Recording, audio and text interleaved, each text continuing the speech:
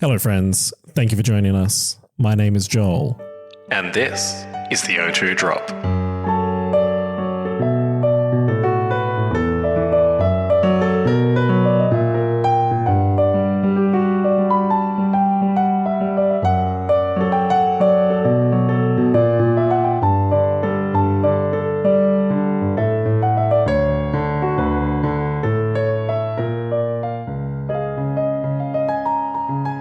You are listening to your favorite made for adults Pokemon VGC podcast, coming from Perth, the home of Australia's most cancelled regionals. I'm joined in Mark's house by Mark. Yeah, it'd be concerning if you weren't. I mean, it wouldn't be the first time. We know where the key is. Have you guys recorded here without me before? Because I know you've all got access to my key. I'm not sure. Have we recorded here without him, Chris? I've slept in his bed when he wasn't here. Yeah. Yeah. Oh, nice. Yeah. That's probably... has he found the hole in the mattress yet? Not yet. Not yet. Oh, were you talking to me or Chris? I was wondering if Chris found the hole in the mattress. Oh, there's two. Oh, did he cut a new one? I told you, no new holes until the original one's filled up. Jesus. Sorry, was that too much? Oh, might cut that. No, it's an adults-only podcast. Continue. Our guest is like early in the morning for him. It's probably way too early for that shit. Way too early. Speaking of a guest, we are joined by Australian VGC royalty, fresh off a top 8 finish at the Las Vegas Regional Championship. We are joined by someone that you may know as Hobbit, also known as Henry Rich. Hey everyone, how's it going? How's it going? Such a wonderful thing to hear as we are doing a Discord conversation. Yeah. The sound of home coming all the way from the land of the inverted commas free. Yeah, the buttfuck Michigan is where he is now, I think. 7 a.m. in the morning, we got him out of bed in Michigan. Shout out to our listeners in Michigan. Please subscribe. You're saying that's so weird, man. Well, how do you say Michigan then? Michigan. Oh my God. Edit all of that out. You will live with your shame. Sorry, Michigan. I'm sorry. I don't know why I was saying Michigan. Maybe I don't know what you're saying, Chris. You need to call it its full name, Mitchell again. I'm just going to hide in my corner of shame every time. How is the weather in Michigan this time of year, Hobbit? Be pretty freezing, isn't it? Pretty far north. Look, I'll make this whole conversation even better. I have no idea what the weather in Michigan's like, but in Wisconsin, it's pretty good. Oh no! Wisconsin! Wisconsin! Oh, it's an onsen town. It must be really Why hot. did I think Michigan? Oh, look, you know what? Some buttfuck nowhere state. Where is Wisconsin? No, it's the You land thought of Michigan it's the land because of the Packers. Joel told us Michigan. No, Chris told us Michigan, and then I said it's the Oh, Great okay. Lakes. So I'm the only one who hasn't Wisconsin's fucked the up. land of the cheese, so it's a bit north of Chicago. Okay, that's pretty cold still. Yeah, the land of the Packers. Yeah, we've had snow for one day. It snowed on my birthday, which was Hey. hectic, and then we've had Hype. awesome weather every other day. Nice. Nice. Okay, well, I'm sorry to all my American listeners. A, we got his location wrong because we didn't clarify. We just took Chris as being correct. All I knew was he was not in Vegas anymore. And I just guessed the rest of I it. guess the rest. Have we got the guest name right, or are we actually interviewing Nicholas Kahn this week? He fucking wishes. Okay, well, Hobbit, listeners would love to get you to know you a little bit better because, as I mentioned, you've been around for a while now on the top echelon of Australian players. We want to get to know you on a more personal level before we explore the Pokemon history and recent Vegas results. Why is this start again just a little bit sensual? It's like, just love to get to know you a little bit better, just get more comfortable with you. What's your love language? It's the Made for Adults podcast. So we'll start where we always start with all of our guests, and that is we want to know, what is your favorite song on the My Chemical Romance album, The Black Parade. The Black Parade? I feel like there's only one answer. Ooh. I feel like it has to be Black Parade. I don't think Jamie will like that answer. No, No, he Jamie won't. doesn't like. He's the one of our subscribers who always asks that question. A question from me: do you know? And no, disrespect if the answer is no, because same. Do you know any other songs on the album? I'm glad you asked, because no, I do not. The only other one that I knew before doing this question as a bit was Teenagers. Yeah, and that was a guess. And I from don't me. even know how that song goes. Of course. Teenagers Yeah, I was about to start Googling the album. What do you? One of the subscribers did actually want to know what you do listen to. Like, what is your listening guilty pleasure in any sort of like fringe music genres you listen to? Look, it's normally a bit of everything, but whenever I can, I can't go wrong with a bit of AC/DC. Shit, yeah. Nice. Favorite song? Good old Akadaka. What song? Probably Back in Black. Shit, yeah. Yeah. Good call. Good call. Good choice. I like that. Okay, on to Pokemon now. How did you first get introduced to Pokemon as a franchise? As a franchise, when I was a kid, When back I in primary was school, I know a young boy. brought their DSs into school and playing Pokemon, and I was like, I saw them doing it, and like some friends were doing it, and I was like, I really want to get, like, that looks cool. I want to do that. I've never played video games before, so it was one of the first video games I ever got to play, and I started off with Pokemon Diamond from memory. Nice. And yeah, after that, it kind of became just a craze. I fell in love with Pokemon, playing it wherever I could, and yeah, onto here we are now, I guess. Nice. So what was the transition from Pokemon Diamond into full-blown VGC? I remember one day in 2015, I saw an ad on Facebook for Sydney Regionals, and I saw it. I was like, "Oh, that looks like a load of fun." And like, I've played Pokemon for a long time. Surely I must be good at the game. So I convinced my family to take me. I was like, "Let's go to Sydney. Let's go do this Pokemon tournament." I put together a team that I at the time thought was really good. I went to Sydney Regionals. Learned very quickly that natures exist, EVs exist, and I'm not special for using Sandrush Excadrill with Tyranitar, and I don't think I won a game the whole tournament. Jeez. God. Brutal. But it was loads of fun just like getting to meet people and talk to people, so I did as much research over the next few months online as I could and tried again. What year is this? Like 2016? 2015. So that would have been Sun and Moon. Yeah. Is that right? This was back in ORAS, so Yeah. back when, the year after Sagen won, so it was really starting to take off. Yeah. I also remember that I was using Ditto, Electivire, Mega Absol. Like it was definitely a well thought out and really, really good team. Mega Absol. Wow. Shit, yeah. Yeah. Mega Absol into all those Mega Kangaskharns would have been difficult. Oh yeah, it was a rough time. I remember I had a team in like 2014 built for me by like Lionel Price, and I still struggled. But yeah. On regionals, apparently there was a set of regionals in 2013 that weren't called regionals. They were like called Pokemon meetups in Australia, and they were retrospectively called regionals. So we'll get into that next week. I know we've definitely had some interesting events in Australia. If you can call them that. Pokemon meetup sounds like,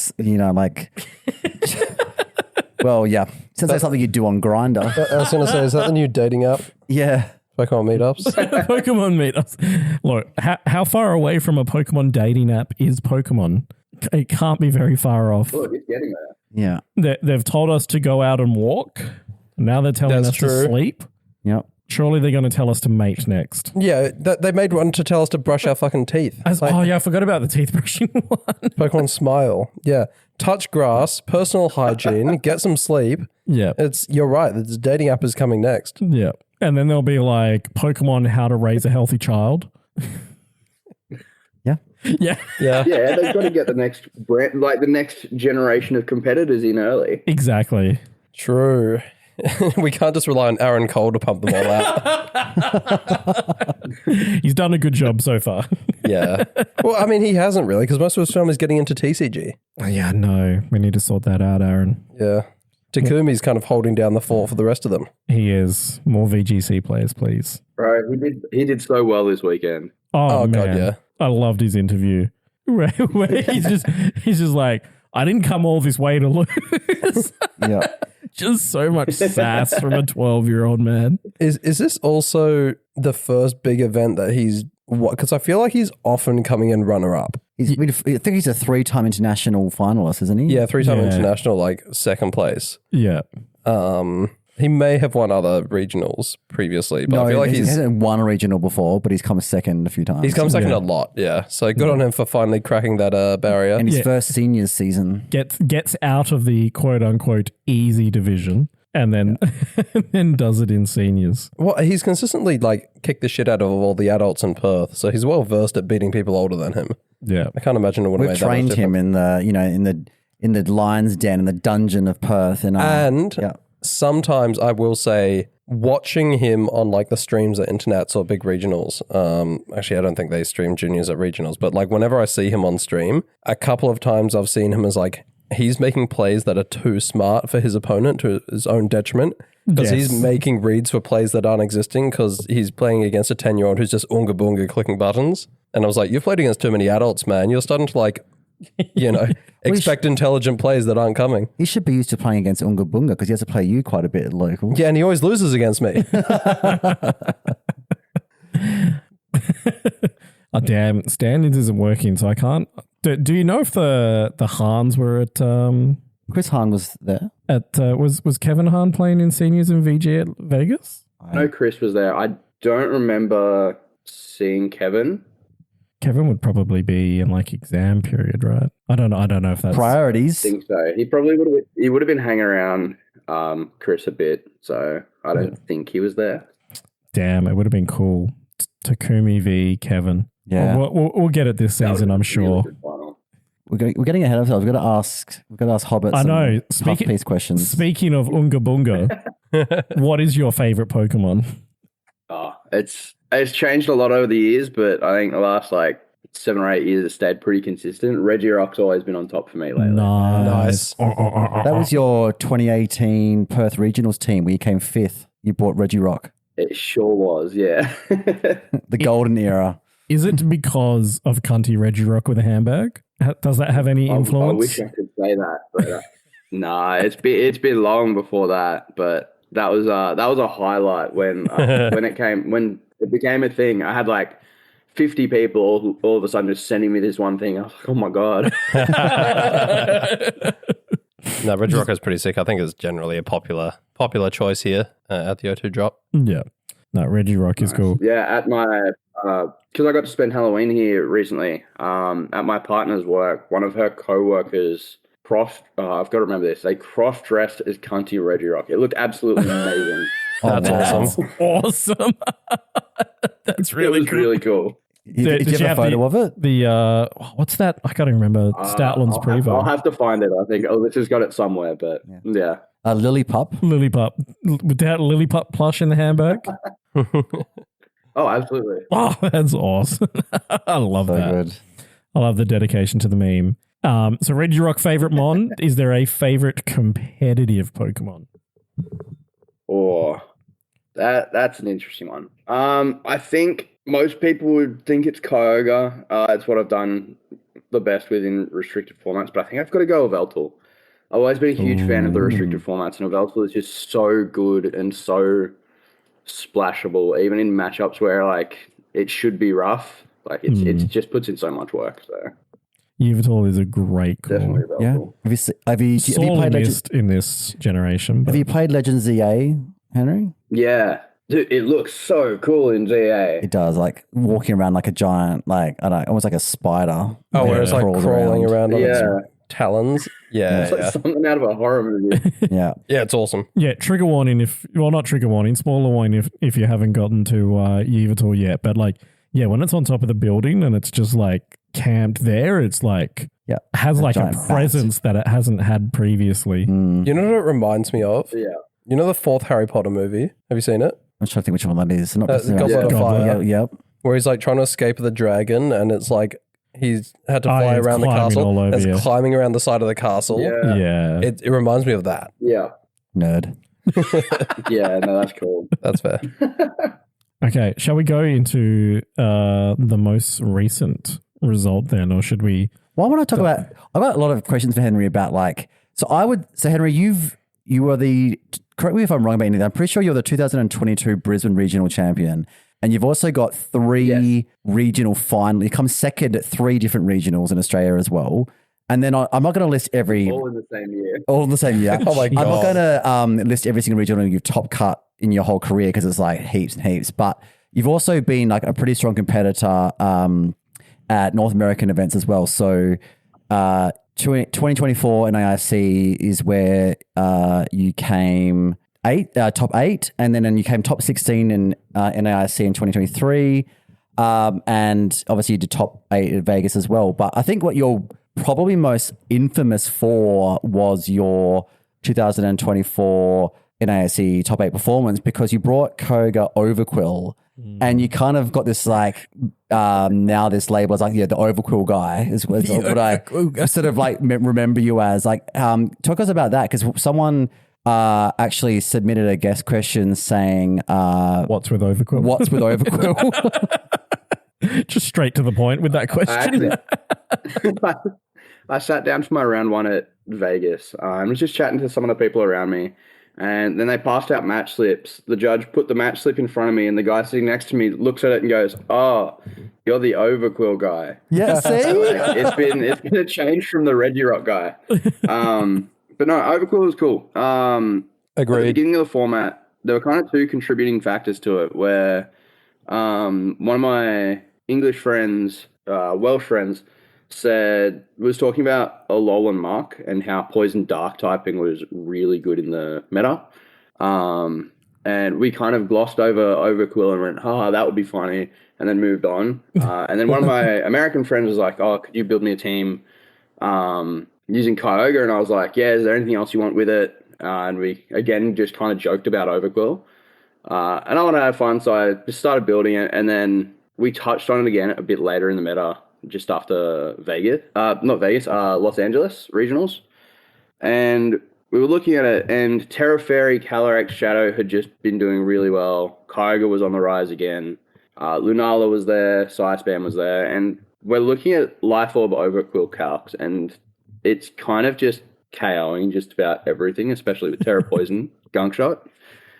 My biggest concern with it before the regional was just on the team I had Hydro Pump Kyogre and Gunk Shot Overquill, and Missing I'm attacks. not really known for landing my moves. Fucking tell me about it. So I was absolutely freaking out the night before the tournament, and I messaged Lewis Tan and I was like, "Hey, can you just help me with matchups, make sure I've got them down, because I'm freaking out and I don't want to just freak out too much and choose the wrong team to lock."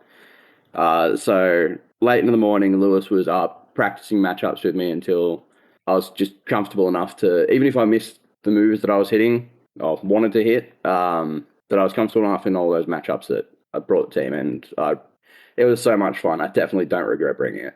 How many Hydro Pumps or Gunk Shots did you miss during your tournament run? I can't remember exactly how many I missed. I know I missed a lot of both, but I do remember that an interesting thing was if I missed Hydro Pumps, generally it lost me the game, but if I missed Gunk Shots, I was fine. It's a bit of an indictment on how impactful Overquill is, unfortunately. Did it have anything? I actually can't remember the moveset. Did it have like acid spray or anything, or was it strictly there for offense? Yeah, it was Gunk Shot, Crunch, Acid Spray, Protect. Acid Spray, Water Spout goes absolutely insane, and in practice it was absolutely huge. Yeah. At NAIC, I didn't click it a single time. Oh no! Damn. Because if I was going to continue with the team, I was going to change to Destiny Bond, but Okay. the meta shifted massively, and I had to move away from it. I don't know if you consider trying this because it was awful. But a couple of GCs ago, we streamed our runs, and I was running Overquill with Fell Stinger on it. I don't think I successfully got it off once, but it was very funny. I think it's a cool Pokemon. I love the design. Oh, yeah. I love the design. I love the punny name. Dark Poison is a great typing. So, yeah, I fully supported it. I think it was a good showing of sort of the Australian play style. We like to bring some crazy shit, just like the how Killer Watchels infested the world of Pokemon at the moment. Hell yeah. God, it so has, hasn't it? I'm not a fan, but we'll get into that. It was such a unique pick, and like I had so many of my sets where, like, I know I versed one of the Hoish twins, and turn one of both games, they dropped my Kyogre for free. Like I called, like, because I was running Terra Ghost, they had Life Orb, Terracella, Urshifu. Both games, I called them not to CC me. Both turns, they just ripped a Terrastella close combat in my Kyogre and dropped it, and then Overquill just annihilated the matchup. Like, they had a full HP Terrapagos in the back. They hadn't taken any damage from that KO. And yeah, Overquill just like let me win the set 2-0, even losing my restricted. So it just put in so much work. Yeah, good on you, Overquill. And then the following year you thought, well, I'll play it safe this year. I won't bring some random jank mon that no one's expecting to NARC. What I'll do is I'll bring a really powerful, familiar restricted that everyone else was using, top tier Pokemon, Giratina. You did make day 2 though. You got 101st, I think. Yeah, Giratina was a very, very last minute decision. Going into NARC, I was struggling for a team. I had a backup team, which was just my normal Kyogre, Volcarona, Rillaboom stuff, but I wasn't happy with the Zamazenta on the team, and I was trying to figure some other stuff out. Like, a couple of people went out to dinner, and I was like, look, I'll catch up with you guys later. I really want to figure this out because I really want to do well. I've got the trend of going top 16 one year, then top 8 the next year. I want to try to top 4 this one, and I don't think I can do it with the team I've got. And I was kind of just looking at the team, figuring out what I could do, and I saw the similarities between my team and the team that Drew and Masto used at Melbourne with the Giratina. So, and that was, I think, at like 9 p.m., 10 p.m. the night before the regional. So I quickly messaged Masto and I was like, hey, if you're willing to, can I have like the paste for specifically the Giratina and like any relevant calcs that go with it?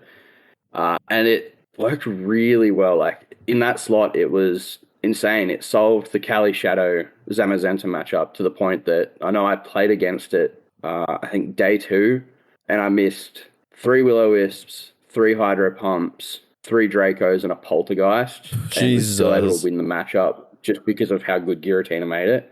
But it, like, in that slot, I think Giratina is definitely very niche, but on that team, it was just so good. It solved so many matchups for me. I didn't realize Poltergeist could miss until now. I didn't either. Shout out to Timothy Nurse, who called Giratina Giratina in front of me while I was judging. Oh, no. If I could have DQ'd, okay. I would have. You should have. Because should have. that was menacing. Like, how Giratina. dare you call it? The frumpy caterpillar Pokemon. Because I think he was watching Drew's top 8 match or something like that. Or it was like the ASIM top cut. And like Drew won that match. And then Tim's next to him and he's like, oh, hell yeah, Giratina into top 8. I was like, what the fuck, Tim? Henry, was your Giratina, was it shiny? Because I love the shiny of Giratina, so that would have made it even more points for me. Yeah, so one of my friends stayed up until like 1 a.m. Getting me a shiny Giratina the Radiant. We That's love those crazy. friends.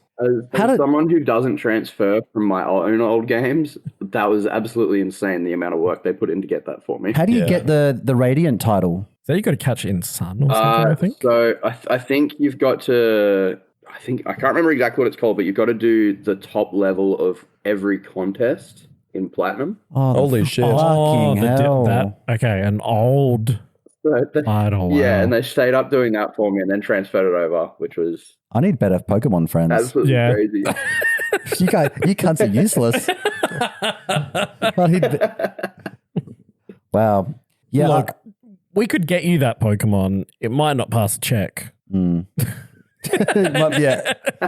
What is with Australian? I mean, there are people like Kieran's usually.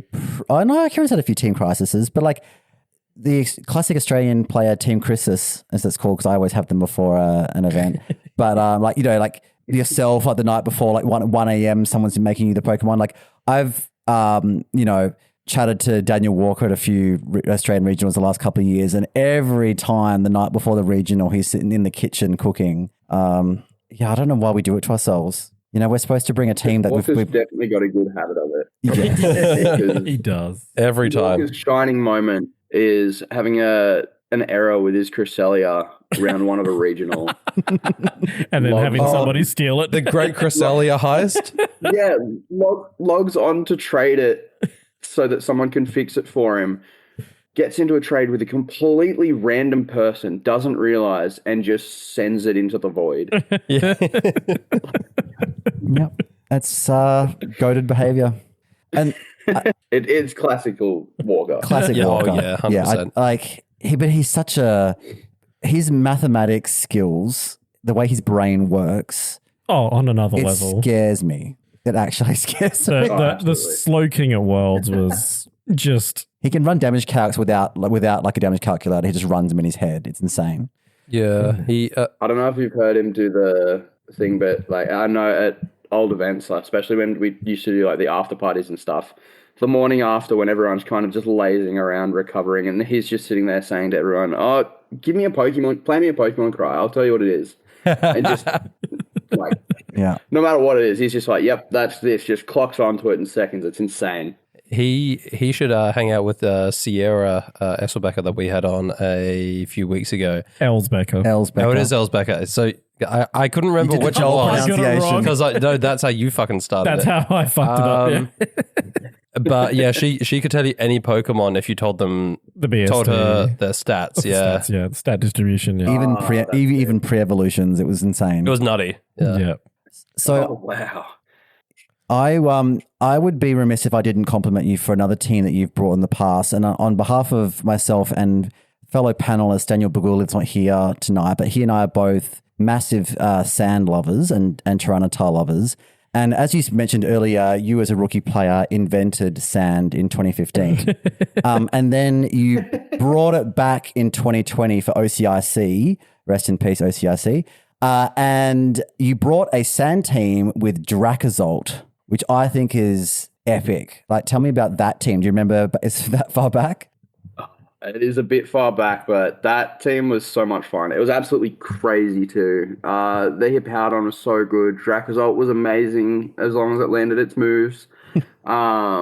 It's got that one that if it goes second, it doubles in the electric attack. That doubles if it goes second, or does it double? It goes It's first. if it moves first. Sorry. Yes. Yeah, so as long as it moves before the target, it doubles the power. And then that on top of Hustle was crazy. I know with that team, like one of my plans into Dusclops, because I had Choice Scarf trick Chandelure, was I would trick the Eviolite off of a Dusclops to one-shot it with a Bulb Beak. Shit, yeah. Sick. That was, Nice. which was awesome. I'm trying to remember about the team. I think Had Escadrille on it because too. Maston and I worked on that a bit together. I think that we were running Rillaboom before it got to rain from memory. Oh on that yeah, as yeah, well. yeah. The Overgrow the Rillaboom. before times. Yeah. I miss Yeah. those days. And just because like he was so good, but no, that team was so much fun. I remember I was pretty devastated because I took a loss early in the day, which tilted me a bit. I pulled it back, and in my win in, I was playing against a Togedemaru and a Gyarados, and I had to call Jesus. 3 turns in a row correctly whether the Togedemaru switched in and I needed to Earthquake, or if the Gyarados switched in and I needed to Bolt Beak. I got all 3 correct and missed all 3 moves. Oh, Jesus. That's Why really don't funny. you do why And over the years? How have you not like learnt from this and done a Raleigh Factura and just only run accurate moves? 100% only. I've tried. I find that a lot of the best moves in the game, unfortunately, just have a chance to miss. But Yeah. I've definitely tried. I know back from my regional win, that's something I tried to do. Rest in peace, Scold on Kyogre. I Yeah. so wish that it still got it. But yeah, no. For my regional win, I did that and it worked. I didn't need to worry about if I was going to hit the moves or not. But yeah, it's kind of just, I don't want to be at a point where I make negative decisions when it comes to either team building or team choice. Just because I think I might miss moves throughout the tournament because I'd rather just go for it and back myself than regret not running something. Yeah, I agree. Just now, as I'm thinking about my Regulation F team, because we're preparing for that to come back, I'm thinking about it as like, yeah, I'm missing fucking everything. I've got Icy Wind and Hydro Pump on Iron Bundle. Yeah. Chiyu, everything. Okidogi's got Gunk Shot. It's just the most Setting yourself up for roulette fucking team.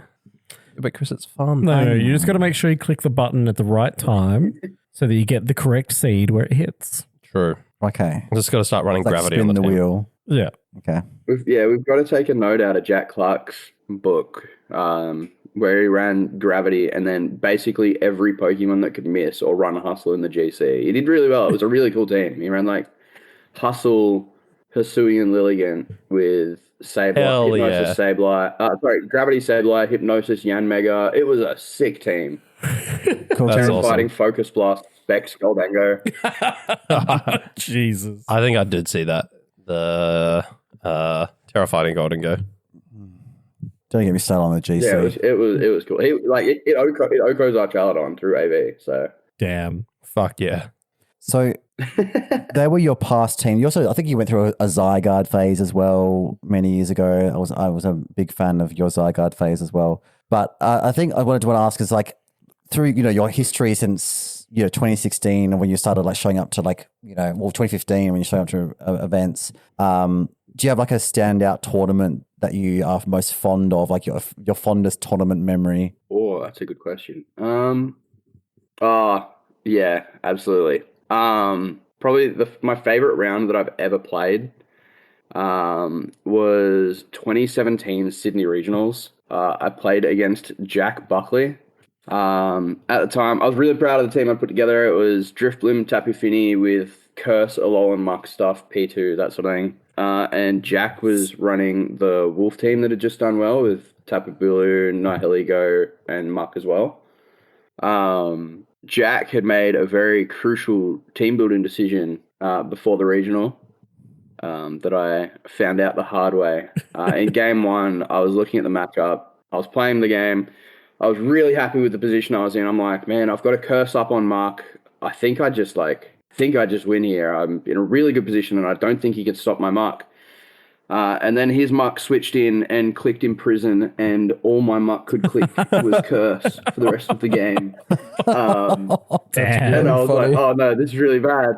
And I feel at the time, it definitely seemed like, because that was one of my first times meeting Buckley, and now he's one of my favorite people ever. At the time, I was looking at it, and from the look Buckley gave me, it's the sort of thing that someone would get really annoyed about if they caught out by it. I couldn't stop laughing. It was so funny. I was so confident at that moment. And then when that happened, it was just it was too funny not to laugh about. And then the next game when we realized, his is also 1 point faster than mine. So even if I haven't cursed, it's just always getting the Imprison off. I think I froze at turn 2 of the game.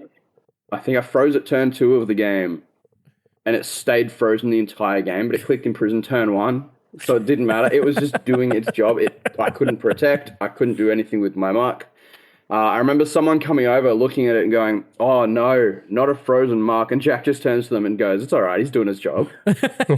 Doing exactly what I needed to do. Wiped the floor with me, but- So he brought a team Yeah, specifically. exactly. He brought a Pokemon just specifically to counter other Mark, and that was it. Well, the Muck on his team is it's just very good in that slot, but he wasn't sure what he wanted to run in the third slot, and the team can struggle against opposing Muck. So as long as they're not running Gunk Shot and they're still running Poison Jab, Imprison was just so good. And yeah, he absolutely nailed me with it. All right. So your favorite tournament memory is just getting Getting imprisoned. Yeah.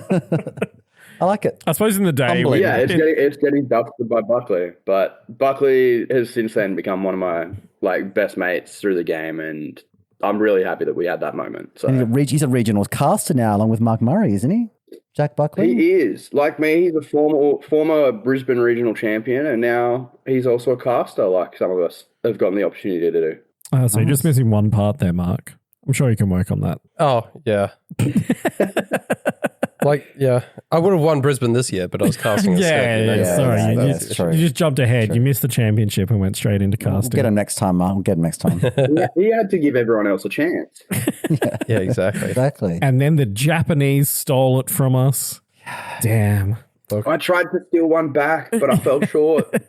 You did. Let's talk about Vegas. So you are our official, this is a very honorary position. You are the O2 Drop official Las Vegas correspondent because you were there on the ground, allegedly. Only because Kieran hasn't got back to Perth for us to interview him. Fuck Kieran. Normally we would get someone from Perth. I think Kieran's on his way to Brazil. So. Fuck him. Of course, Normally we would he's get a doing that. local Perthian to be our correspondent when they go to another regional. But Kieran let us down. And I'm going to get started. I'm going to get stuck into this now because I'm getting angry just thinking about it. So I know exactly what you're angry about. So, friend of the show, Moxie Boosted, aka Marcos Perez, he has a laptop that he puts all the podcasts of the Pokemon world. He puts the stickers on his laptop. I think specifically the podcast that he's been on, he Yeah. gets a sticker and he puts it So on we've his been laptop. trying to get him a sticker, and I set the challenge. I was at Brisbane Regionals earlier this year, and I said, "Who's going to Vegas?" And there was Nick Khan was there, Lewis Tan was there, Kieran Singh was there. Yeah. Former friend of the show, now enemy because of this behavior. Anyway, so I said, "Can you guys get a sticker to Moxie Boosted?" It wasn't a big ask. Yeah. And Kieran goes, "Oh, just give me one later. Just give me one later." I said, "No, just take it now. Put it in your switch case. No, just give me one later." So then Lewis Tan goes, "I'll take it and I'll give it to Kieran later." So I gave Lewis Tan a sticker. Yeah. And I said, "Okay, I need a backup." Nick Khan, right there in the group of us, said, "Here you go, Nick. You take one too as a backup." Yeah. Do you think between the three of them, they could get a ticket to Moxie Boosted at Vegas this year? No. No. They all, "Oh, I don't have one. Oh, I didn't bring it. Oh." And then I'm so angry. That was our shot. That was our chance. And now I don't know how we're going to get it to him. I'm not posting him a sticker. It's going to cost me $30 in shipping. You know what? I might just message him and get his PO box. And send him some stickers and a hat. We're going to get it. We're going to get it to him. Ozpost mailing to the US again yet? I'm pretty sure they are. They've reopened, yeah.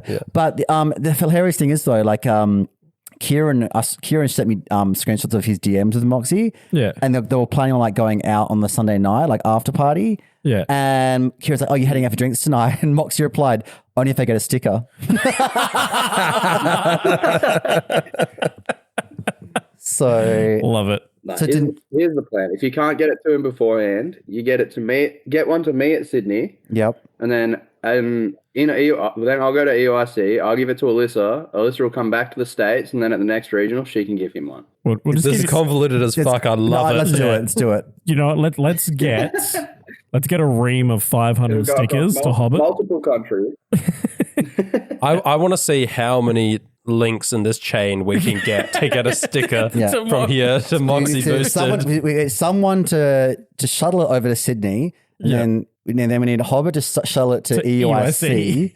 And then, okay, we can do that. So we can probably get a few more links in there, surely. And then Alyssa will have to get it from Wisconsin to New York, I think. He's in New York now, yeah. Yeah. We'll find our way. There is a way. We're going to lock in, fam. Yeah. We do have American listeners. If you want to volunteer to help, we've got agents everywhere. We've got Alaska, we've got Washington, we've got Kansas, Yeah. we've got Florida. Because Wacko moved to Florida, Yeah. So is he moved yet, or is he still in Georgia? I'm not sure. We used to have Georgia. We used to have Georgia. Anyway, we've got American. I want this to go spies. through like 20 different pairs of hands to get to Moxie Boosted. Yes. All for him to be given it, take it home, And forget then to put it on his no, he's just going to like not be able to find it when he gets home. No, we'll give him multiple. We're not risking this shit. Anyway, I think that's it's so much why- funnier if it's just the one though. Yeah. So we had a mission in Vegas, and as a podcast, we failed. We have failed miserably, and it's not on me. I tried my hardest. Lewis didn't even go to Vegas, but he was supposed to give the ticket to Kieran. You also would have think that if Kieran, spent all that time not giving a sticker to Moxie Boosted, he might have had more time to come up with a better meta call. Very good point. Sheesh. My man was not prepared for the most popular team at the event. Day two. It was pretty He got impressive, through yeah. to day two, but he was just He did. He broke the monkey. That one win short. Yeah, because I think Kieran, he lost his round 9, right? But then he won out 10 through 12. So a very strong 9-3 finish. In the lead up, so Vegas correspondent. Help me if you can get some context here. So we'll probably talk about usage at some point during this recording about the Vegas usage. But a lot of people rocked up with Sun. And from what I gather, Wolfie won the third GC with a Sun team. It was a specific 6. It was like Scarf, Typhlosion, Terrifier, Specs, Torkoal. There was Incineroar, there was Triple Fire. There was, I think he had Dragonite, some stuff, right? There was a team. It was the team that Yuma... Farigiraf. I think it was the team that Yuma ran, right? Yuma Kinagawa ran the Wolfie team, I think. Yeah, so he won the GC with it. He ran a very similar team, yeah. Okay. Yeah. And then I was told that someone in America leaked Wolf's GC team, and then a ton of people took that team, took off the Dragonite and slapped on a Life Orb Amoonguss or like maybe one other variant. And that's why there was so much Sun at Vegas, because it was this Wolfie Life GC Orb team Amoonguss with Leaf Storm and Sud Bomb and stuff. I'm very excited to go through Henry's run because he did verse Ragav. Yeah. So, Henry, is there any truth to this whole conspiracy as to why there was so much Sun at Vegas? I was a bit out of the loop, so I honestly didn't find out that Wolf won the GC or what he won it with until day 2 of Vegas. Fair enough. But it absolutely would not surprise me. Wolf's teams before big events have often been leaked like the week before, and then as soon as they do, you always get a good group of people jumping on it. Like NAIC 23, the Parrish team that he worked on with Carson got leaked, I think, 4 days before the regional, and a bunch of people jumped on it. Like I know Brady Smith jumped on it. I know the people that I was building with were like, oh, we should jump on it too. And I had to really convince them to stick with our stuff, because I was like, we have a good matchup into it and we know our team. Like, we should stick with it. But Wolves teams, whenever they leak, they flood the next big event, especially if it's in the US. So it would not surprise me if that's true. Yeah, because I think it was something like 18% of day 2 was Lilycole. Yeah, there was a lot of Torkoals. Torkoal made it onto the graphic. It was did, insane. number 12, yeah. We haven't seen that sort of... even there. We haven't even seen that sort of Torkoal usage since that Perth... Was it 2023 Perth meta where everyone with Cornicole? Everyone ran Cornicole. Yeah. We like our Torkoal here in the West. We do. Oh, yeah. All right. That was my question. Sorry, you can feel free to take us through your run, Henry. Okay, so the team that you used, Henry, I think the same 6 as the eventual winner. Of course, you don't have to give us your spreads or anything, but I think for newer listeners or newer to VG would be interested in some of your team building in the lead up to that event, some decisions made on moves and stuff like that, or was this just I don't want to say that Reg H was solved or anything towards the end, because obviously the innovation is continuously happening, but it seems like a fairly standard 6 with a fairly standard set of moves that you took to Vegas. Pretty much, yeah. Look, as far as I'm concerned, Dimitri Koziaris solved the format when he came second at Perth. Hell yeah. I think that team, like the Kilowattra team, is absolutely insane. I think in the hands of a good player, it can beat just about any matchup consistently. Like Porygon 2 Incineroar Amoonguss already has the versatility to like bulk out a lot of teams. But like Kilowattrel just brings that team together and lets it go absolutely insane into most matchups. As seen this weekend, it got, I think it was the most common team in top 8. I think we were the only team that had 2 representation in top 8. But like going into Reg H, I was pretty lost on teams. Like nothing, I've always, using teams that I've built, that I've had a heavy hand in building or just like made my own spreads for, I know the calcs better. I know the game plans better. Otherwise it can take me quite some time to learn other people's teams. So I normally don't go for it. But I messaged Dimitri when I was struggling and I was like, hey man, like this seems like a really cool and really solid team. Do you mind if I like give it a go? Like, could you run me through some matchups and see how I go with it? So yeah, I'm really grateful to him for bringing me on with that. I gave it a run in the first GC. I wasn't expecting a whole lot. but I ended up hitting over the 1700s. I was traveling for most of that weekend because it was the weekend I was headed to the States. So I think on the last morning of it, I think I just woke up early. Oh, no, sorry. My train got to Sydney at 6 a.m. and I was like, oh, there's a couple of hours left for the GC. I'll just play a few games. And I got up over 1700s and I was like, all right, cool, I'll park it there. And that was enough to get me 16th exactly. Nice. And then going into it, because I knew they had that Dim and kind of the group that was working on it had Brisbane Regionals coming up in just over a month at the time. So I wanted to make sure that they were happy if I was to use it at some of the American regionals here. Like I could either test out some new spreads for them or just kind of do that. But I didn't want to put them in a position where what they want to use is just out there. So making sure that they were all good with me using it was really important in my mind at the time. So I was still trying to test other stuff just in case they weren't happy with it. But they were happy for me to use the team and go ahead with that. And yeah, I brought it to Pittsburgh. Went 7-1 day one. Nice. And then lost my first round day two, which up until Vegas was tradition for me. Won my next two and then came to my win in against Matt Tidd, who was the eventual finalist of that tournament.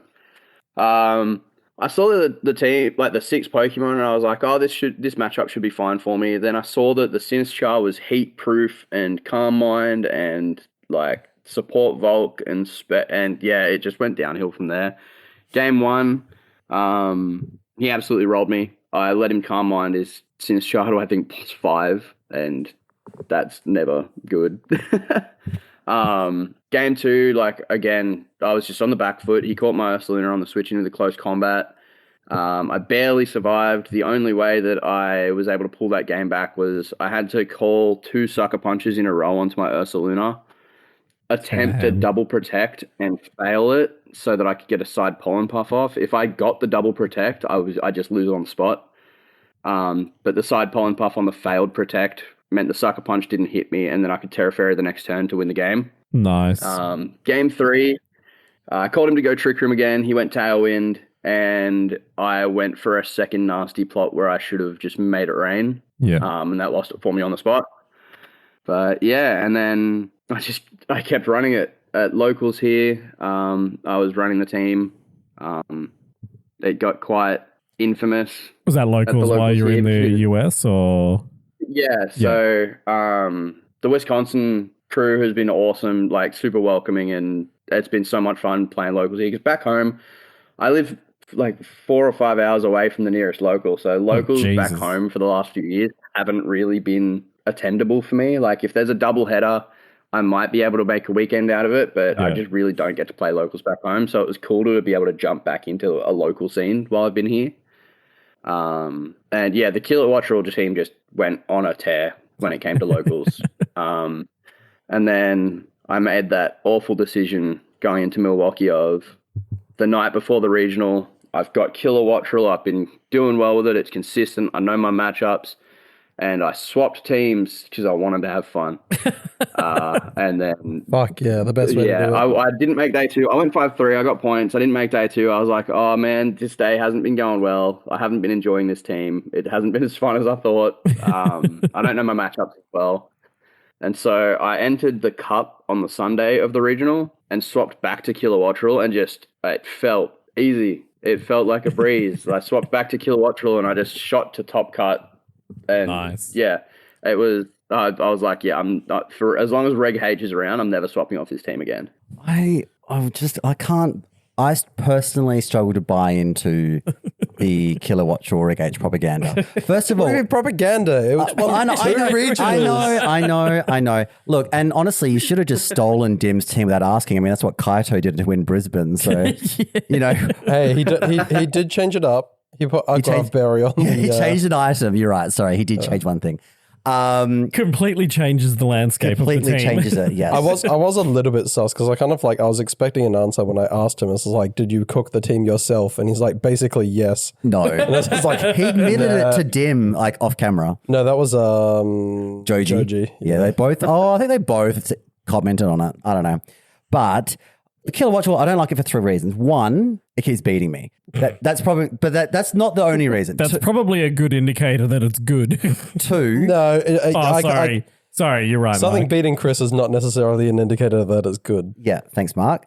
2, I think it's a fucking ugly design and an ugly bird Pokemon. Like think it's great. I love the design. It's this bald head. It's like it's weird. I don't like its head. I don't like its body. I don't like its shiny. I don't like anything about it. And then So you're against birds? yes, sure. And then if you really want to think about it, like that, it's honestly got an ugly head and an ugly neck and an ugly just shape. And then 3, it can't kill anything. I don't make okay, it gets a competitive burst, sure. But I mean, just look at the Vegas final where like Dylan's Kilowattrel couldn't kill a Basculegion with Thunderbolt. It lived on 1 HP. So like my point, If Basculegion has 120. It's just max and has 4 in special defense. There's only one roll that kills it. It's the maximum roll that'll kill it. So Yeah. It's insane. you're not Thunderbolt KOing a Basculegion. I don't know. I mean, like air slash misses, things like not. I know. I know it's faster than Caesar and faster than Rabombi. And You know what it shit. does really well? Sets Tailwind Clicks Tailwind, clicks Protect. and Intimidate. Yeah, that's the thing. Like the 2 biggest things that it does are a fast Tailwind, and it stops people from leading Intimidate. Yeah. That's absolutely probably the biggest role that Kilowattrel has on the team. Like it's not there for the damage. It's not there for like the type coverage is really nice because it just helps into rain and sun a bit. But deterring Intimidate and being able to just click that fast Tailwind it's what it's there to do, and it does it so well. I don't know what you gave your Kilowattrel, like what drugs you gave it, but like I decided that if we're going to talk about Vegas in the podcast, I might as well, give up my life for a day and watch both days of the stream. Catch up on the stream. So I caught up on the stream and I watched it. I saw your stream matches, your first stream match of your 2, I think you had on stream. Is that right? You had 2? Mm-hmm. Yeah. Your first stream match, I don't know what you fed your Kilowattrel, but that shit was dodging heat waves. It was dodging sleep powders. Like, it was insane. Like, was there a bright powder on there? It was a team sheet error. You just didn't tell anyone? Like, what's going on? God, it was amazing. Normally I'm on the reverse side of that and missing air slashes, so having So it that owed you. pretty nice. Yeah, that Kilowattrel had to pay its rent. Yeah. And it did. No, that stream set was so much fun. It was such a cool set. I was terrified going into it because I was pretty convinced I had a really rough matchup. I was really scared of the Amoonguss. Just because running Terra Fairy Ursaluna, I was like, yeah, this Amoonguss is gonna one-shot me no matter what I do. But yeah, like game 1, kind of just old reliable. If you don't know what to do in a matchup, lead Incineroar or Amoonguss. And in that matchup, it just puts in work. Like Terra Water Amoonguss was the MVP of that set by far. It just, as long as I don't get Solar Bladed, it sits in front of every Pokemon on the team. Game 1 was pretty smooth. I think it was pretty straightforward. There wasn't really much Raghav could do with not bringing the Lilligant. Game 2, he got me with the double switch turn 1. I had considered it, but I was like, it's risky if you get the Torkoal switch in on the Spore slot. So I didn't think he'd go for it, but he did, and he nailed that. And then in the end game, I think I misplayed because I sacked my Amoonguss where I should have sacked my Goldango. But hindsight's 2020, so Always. that's all right. But yeah, game 3, when I saw the Lilligant Typhlosion, I felt like the Typhlosion kind of had to switch out because in that position, your best... I say best. I don't like it, just because I don't like sleep powder. But I think the best thing to go for in that situation is sleep powder onto my Kilowattrel. I was like, because if it hits, because I've got Insune and I've got Amoonguss, I'm still not massively pressured, so it's okay. And if it misses, there's a good chance that just wins me the game. Yeah. He went for the Terra Ghost. I do think that it was still playable for him if I didn't crit the Air Slash. But the miss plus the crit on the Air Slash, losing Lilligant turn 1, it ended the game on the spot. Like, after that, I know Kilowattrel dodged a Heat Wave after that, but I think it was already over as long as I don't completely throw the game, just because Terra Water Amoonguss Insyn breaks the rest of the team. Yeah. You did well, and I loved your interview afterwards. I think Aaron Cybertron Zhang basically accused you of staging an invasion of the North American VGC circuit.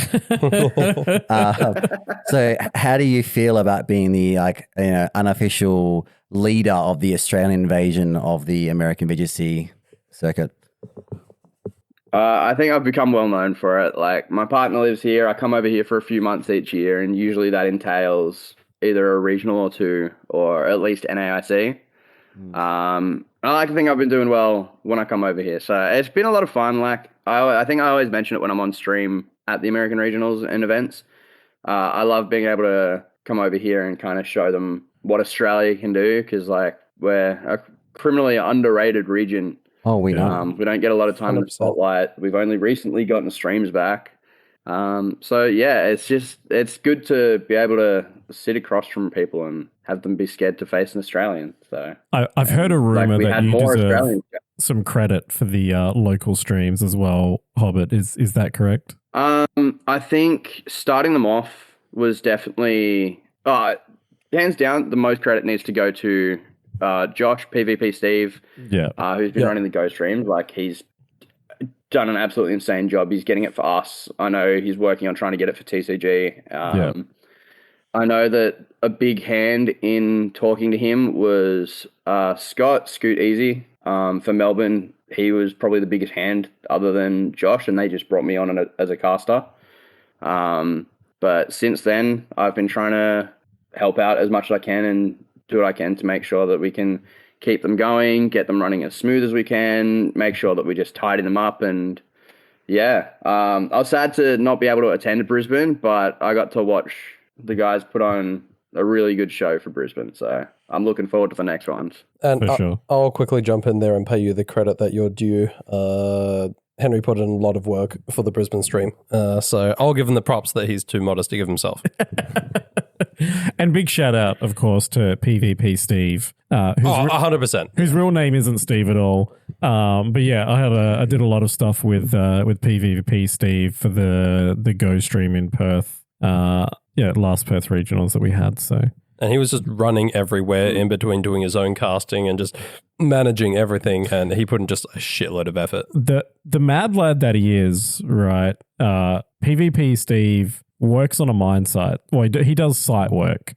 And he was out in like Mount Isa or something, I want to say. Sorry.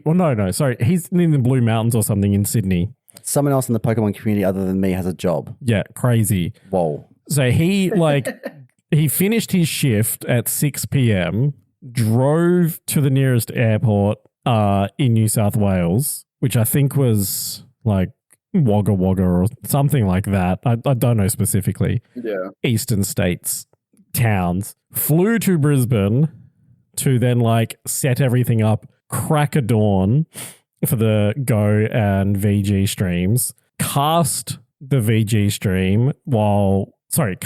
Go stream while assisting the VG stream, as far as I'm aware. And then on Sunday, flies out at like 8 p.m. so that he can drive back to the mine site to go back to work at 6 a.m. the next morning on Monday. Oh my God. Like he... Guys, absolutely insane in the best possible ways. yeah. It's not sustainable. Like, It's really. not. I mean, he only had to do it for one regional, but absolute mad lad and a treasure to the Australian community in assisting streams getting run. So big props to PvP Steve and big props to Hobbit and Mark for being part of the stream team. Oh, don't give me any credit. I just showed up. Yeah, but you were very charismatic. Oh, thank you. So you mentioned your girlfriend just before. And so one of our subscribers wanted to know how you met your girlfriend, and are you just using her as an excuse to farm America for CP? Exactly, and clearly it's working. I met her back in 2019 at Oceania Internats.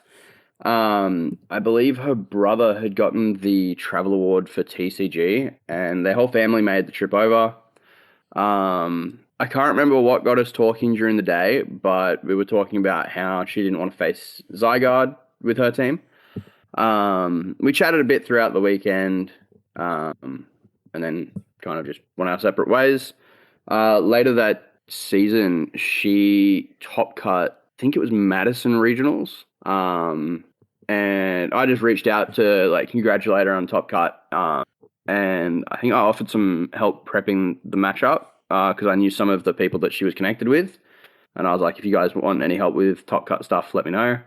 So we did a bit of that, and we just kind of became really good friends over like the next few years, especially through COVID. I met a big group of, at the time, the Chicago crew. Became really good friends with them. Like we were doing draft leagues in their server. We were doing practice for tournaments. It was great. It was awesome. It was loads of fun. Great group of people. And then I came over for NAIC 2022. And I stayed with her and her family. And as we went to NAIC and stuff, and then it was around there and Worlds that year. That we started dating. We were both just very clearly interested in each other and wanted to give it a go, and we're still going strong now. So yeah, it's also just made it really fun, like being able to come over here for like a good chunk of time each year. It's nice to get away from home. It's an amazing experience. You're like, no matter how many times you come to America, there's more every time. You never get to do everything. And meeting a lot of the NA community, and like it's all these little communities like back home, but there's 50 more of them.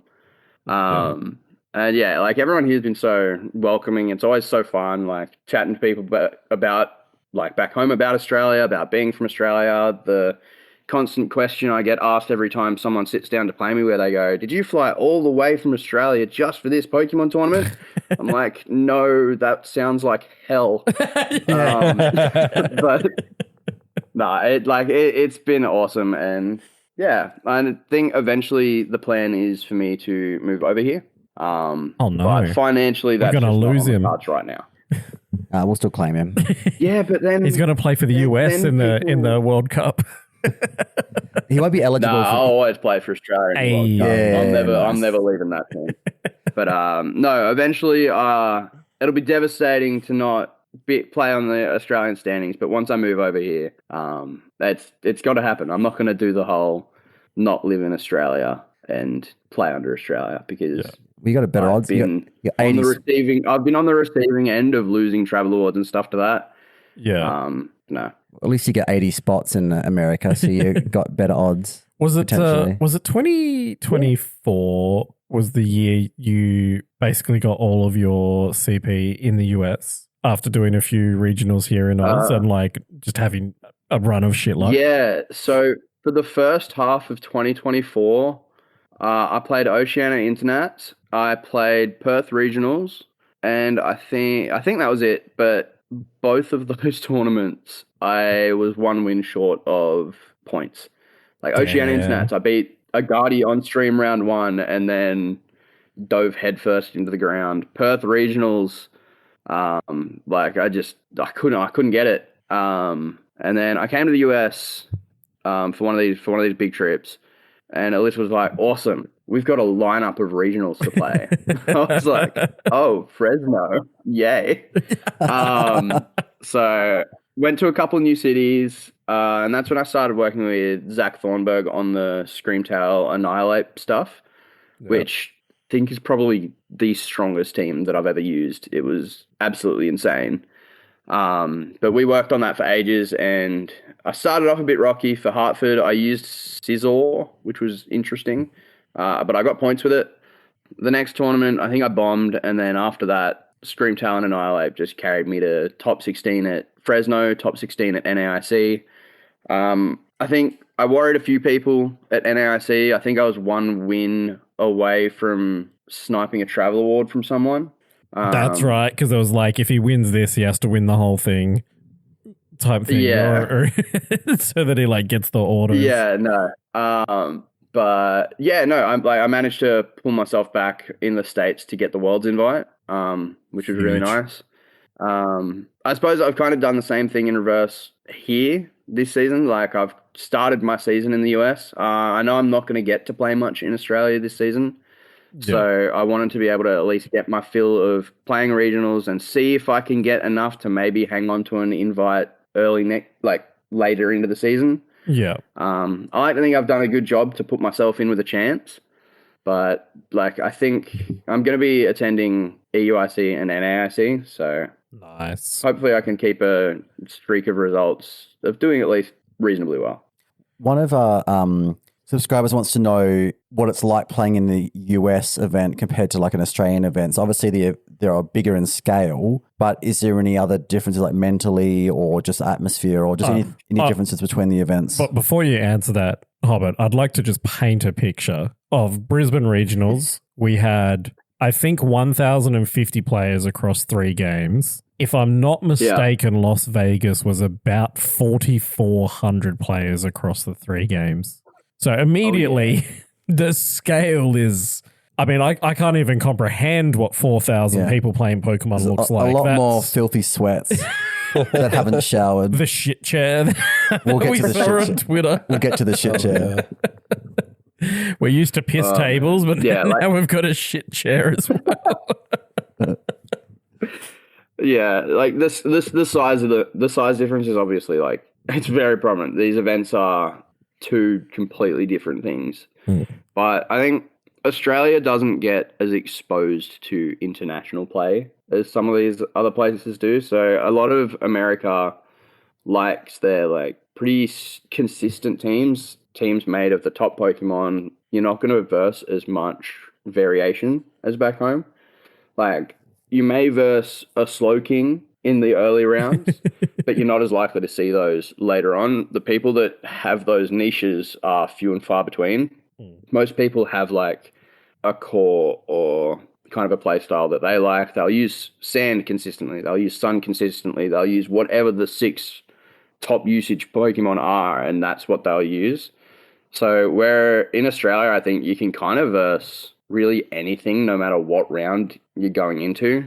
You're going to face a lot more consistency as you get to the higher tables in the US. Yeah. So there's a lot less variance. If you know your matchups, you're going to do better.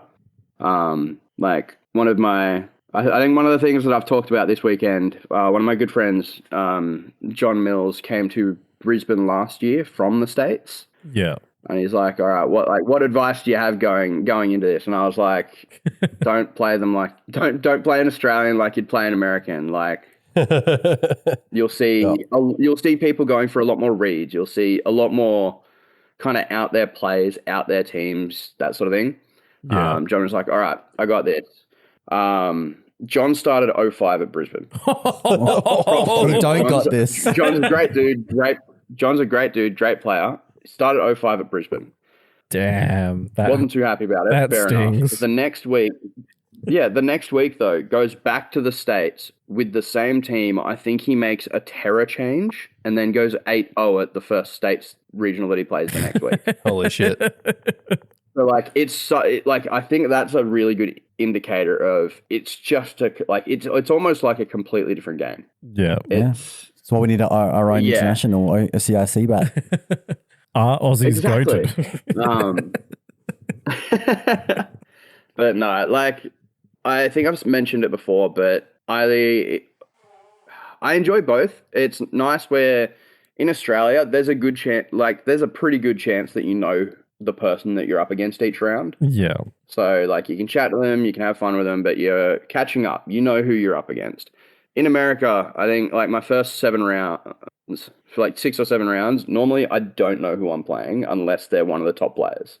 Yeah. It's not someone I've seen before. It's not someone I've heard of before. So it's great to be able to kind of just introduce yourself to those people. And because America's so massive as well, like I'm just like, I always like to find out where in America people are from and then just hear a bit about like where they're from, like the travel that it took them to get there. Because some people are like, oh, yeah, I live 2 blocks down the road, and other people are like, oh, I took a 26-hour drive to get here. It's always so different. But yeah, I think there are so many good players across America that it's hard to not have just a completely stacked run the further you get into a tournament. Yeah. Whereas in Australia, we've got a lot of good players, but it's normally pretty condensed. Yeah. When it comes to the results. It's kind of like sharks in a pond. Yeah. in Australia. Yeah, it's really interesting how it goes like that. But yeah, no, it's cool. Speaking of a shark and also chatting to someone that you know, one big fish in a small pond, Alistair Sandover has just sent you a lovely message on Discord. He says that he wanted to say that Henry is a legend. We have crossed paths many times over the years, but I think the fondest memory is the 3 hours we spent chatting in the queue for registration at Yokohama. Lol. Great company and great guy. XOXO. Thanks very much, Alice. God, I've played Alistair so many times. I think the first time I ever played Alistair was, I want to say 2018 Oceania Internets in Sydney. I think it was the side event. I knew Alistair was a really good player, but I don't think I'd really talked to him before then, and I hadn't really seen him play because we didn't have streams. Yeah. And he was running his Mega Gardevoir, Mega Swampert team, and I was running Mega Latias, and I was like, I'm feeling good about myself. I've been doing well, and he absolutely stomped me. So that was a big learning moment there.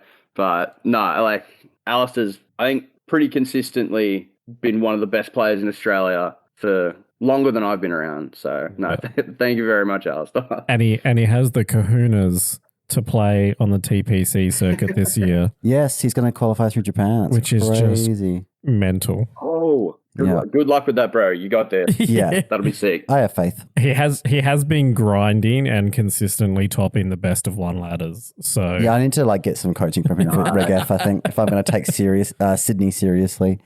but yeah, Dude, the team reports that Ali's put out over the years have been, I think, some of the best team reports. Like, I think widely agreed to be some of the best team reports that people have put out. I think it was from memory, one of the Registeel ones was an absolutely, it was an awesome read and such a good coverage of the team. And I think they got picked up massively afterwards. But yeah, the team reports that Alice has put out have been insane. Yeah. I just wanted to talk to the point about for the first 6-ish rounds at an American regional, you might not have any idea who you're playing. And I've just had a quick sneak peek at Hobbit's run through LA, and I think maybe I know Kevin Miller, and I think maybe I know Brian Collins, but the first player that I know for a fact is a good player is his round 9 opponent, Yuma Kinagawa. So not even an American. Even his round 10 opponent was a crazy name. Yeah, Luke Bola. Oh, no, hang on, wait. No, wait, maybe it's maybe 12. Which round did you have to play Joseph Ugarte? 12. Around 12. That was round 12, yeah. So and I played against Joe for the bye. We were both locked, and yeah. That was good. The crazy scalp. 4 straight rounds in Swiss of playing into a Sun/Torkoal variant as well. Yeah, and then Joe had bought Sand. Yep. What are your Sand was a relief to see. I don't want you to have to go through game by game your entire 12 rounds, but do you have any shout outs for opponents or moments from your 12 rounds of Swiss in Vegas? Yeah, absolutely. So it was this was one of the tournaments that I think I can say that I knew a lot more of my opponents. I've had tournaments in the States where I haven't known a single opponent that I played. This one I got to start off nicely with someone I know from the California community, Everett. But I think round 5 and round 8 really stand out to me. Round 5 I versed Devin Powers, another California player that I've known for a while. He was running Rain. It was a really close 3-game set where game 3, I made a really rough call to go for a nasty plot turn 1 on my Goldango in front of his. And he just shadowballed me into oblivion, and I lost at turn 1. He led Amoongus from memory. No, he led. Oh god, now I'm forgetting it. He led either Amoongus or Incineroar or Goldango, and I led the opposite. Yeah. He led Amoongus Goldango. I led Incineroar or Goldango. And I was like, okay, he's probably going to follow Rage Powder Nasty Plot here. I'm going to Terra Grass, knock off his Goldango, and Nasty Plot myself. To which he immediately switches in Pelipper, Shadow Balls my Goldango, and I'm like, oh no, there's a full HP Archaladon in the back, and I've only got Amoongus Killer Wattrel in the back. Oh shit. And I played probably some of the best Pokemon in my life after that to manage to pull out a win, where I made, I think, 3 or 4 really big calls in a row to then bring it down to a position where rain was over and it was just the Archaladon against my Amoonguss, my Incineroar, and my Kilowattrel in back. And I was just able to side pollen puff it and spore and keep the damage up. Nice. So I was really happy how I played that. And then round 8 against Brian Collins, probably one of the most well-known worldwide hard trickery users. Really popularized the Clear Amulet close combat Incineroar that's been going around lately. Yeah. Oh, yep. Game 1, it's one of those matchups where you really, I think it comes down to whoever can make 1 or 2 big calls in a row generally gets that game. Game 1, I was doing really well. I was really happy with how it's going. And then my Incineroar got critical hit by Dazzling Gleam. We're not sure if it was just out of range or if like a high roll would have gotten it. But that just ended game 1 for me. I think I would have needed a double protect and a crit to be able to pull that off. I got the double protect, but I didn't get the crit. Game 2 and 3, I don't know if I got a turn wrong. I had to play absolutely mental making calls against him. I know game 3 was definitely a highlight for me because I had to Terra Water my Amoonguss each game, and it was pretty much off turn 1. So he was always threatening the Hatterene switch to try to bounce my spores back at me. I didn't fall for it any of game 1 or 2, and then game 3 he led Amoonguss Hatterene, and I led Incineroar Amoonguss.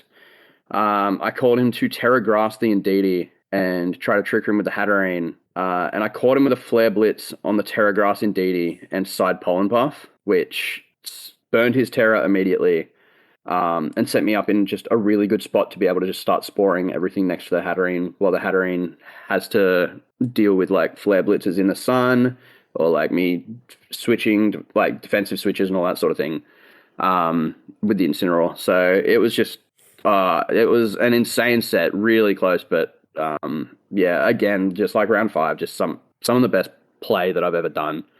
But yeah, it was such a close set, and it was really nice to then be able to go into day 2 at X1. Yeah, because that one extra win is always massive, and a huge day 2, a flawless day 2. Day 2 was insane. It was so stacked.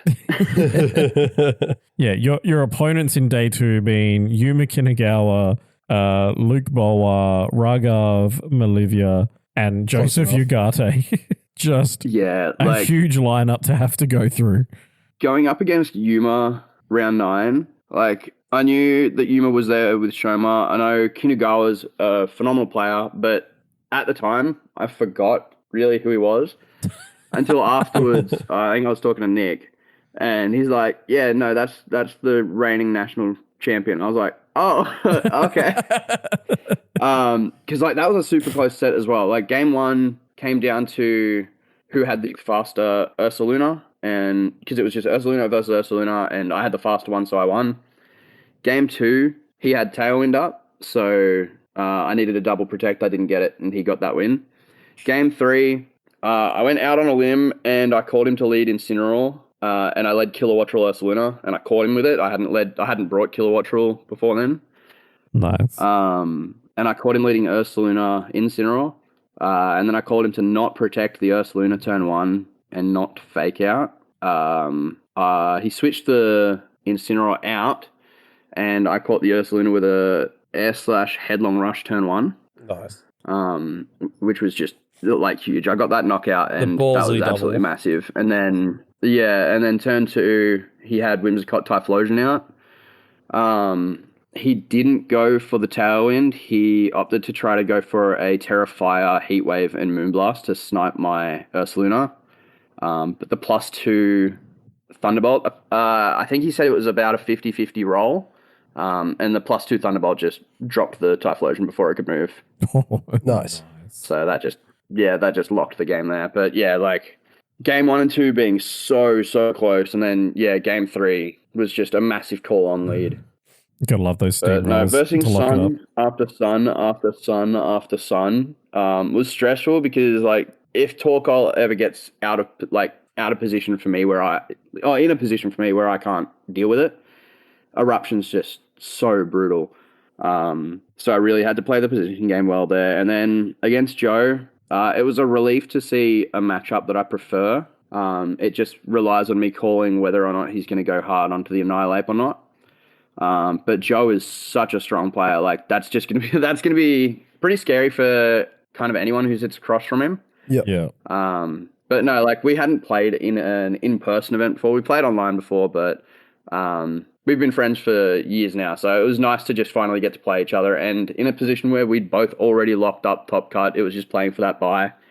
And I was able to make the calls game 1 and 2 of whether he went the Annihilate or not, which let me close out the weekend going from 1-1 to 11-1. So It is a lucky hoodie on. I was about to say, shout out to Joe's lucky hoodie and jacket combo. We stand some superstition in this game. Absolutely. I'm trying to think. Did you guys watch Joel and Mark? Did you guys watch the stream for day 1 and 2? A little bit. Some Here of and it. there. Yeah. Here and there. A couple of highlights I wanted to shout out.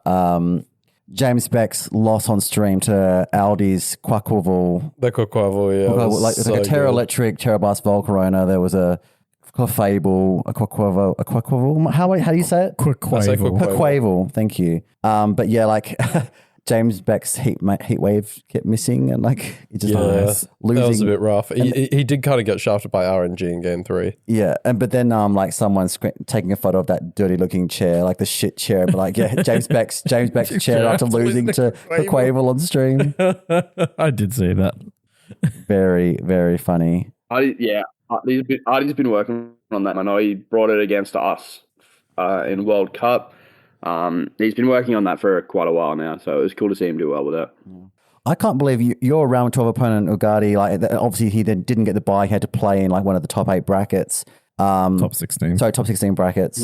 And like, I've never seen someone hit 3 Dire Claw sleeps in a set and still lose.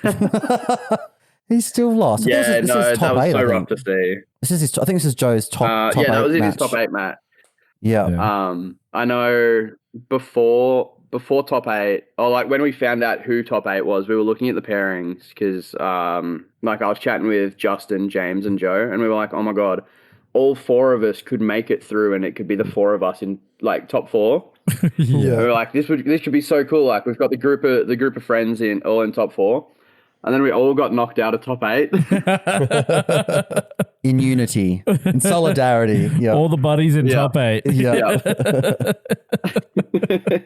Man, your top 8. And then the rest of that tournament was insane. Like finals was insane. Yeah, we do need to talk about the finals. It was quite controversial. What were you going to say, Mark? I was just going to say, Henry, your top 8 match was just like absolutely down to the wire. Watching that final turn, it was like, yeah, because I was watching your opponent's perspective, and it was like, for anyone who didn't watch the game, it really came down to a read on whether or not there was a protect on the Ursa Luna, depending on what Dragonite targeted. And I felt like Walter White screaming from the car because I could see what he was picking. He was like, Henry, protect your bear, Henry.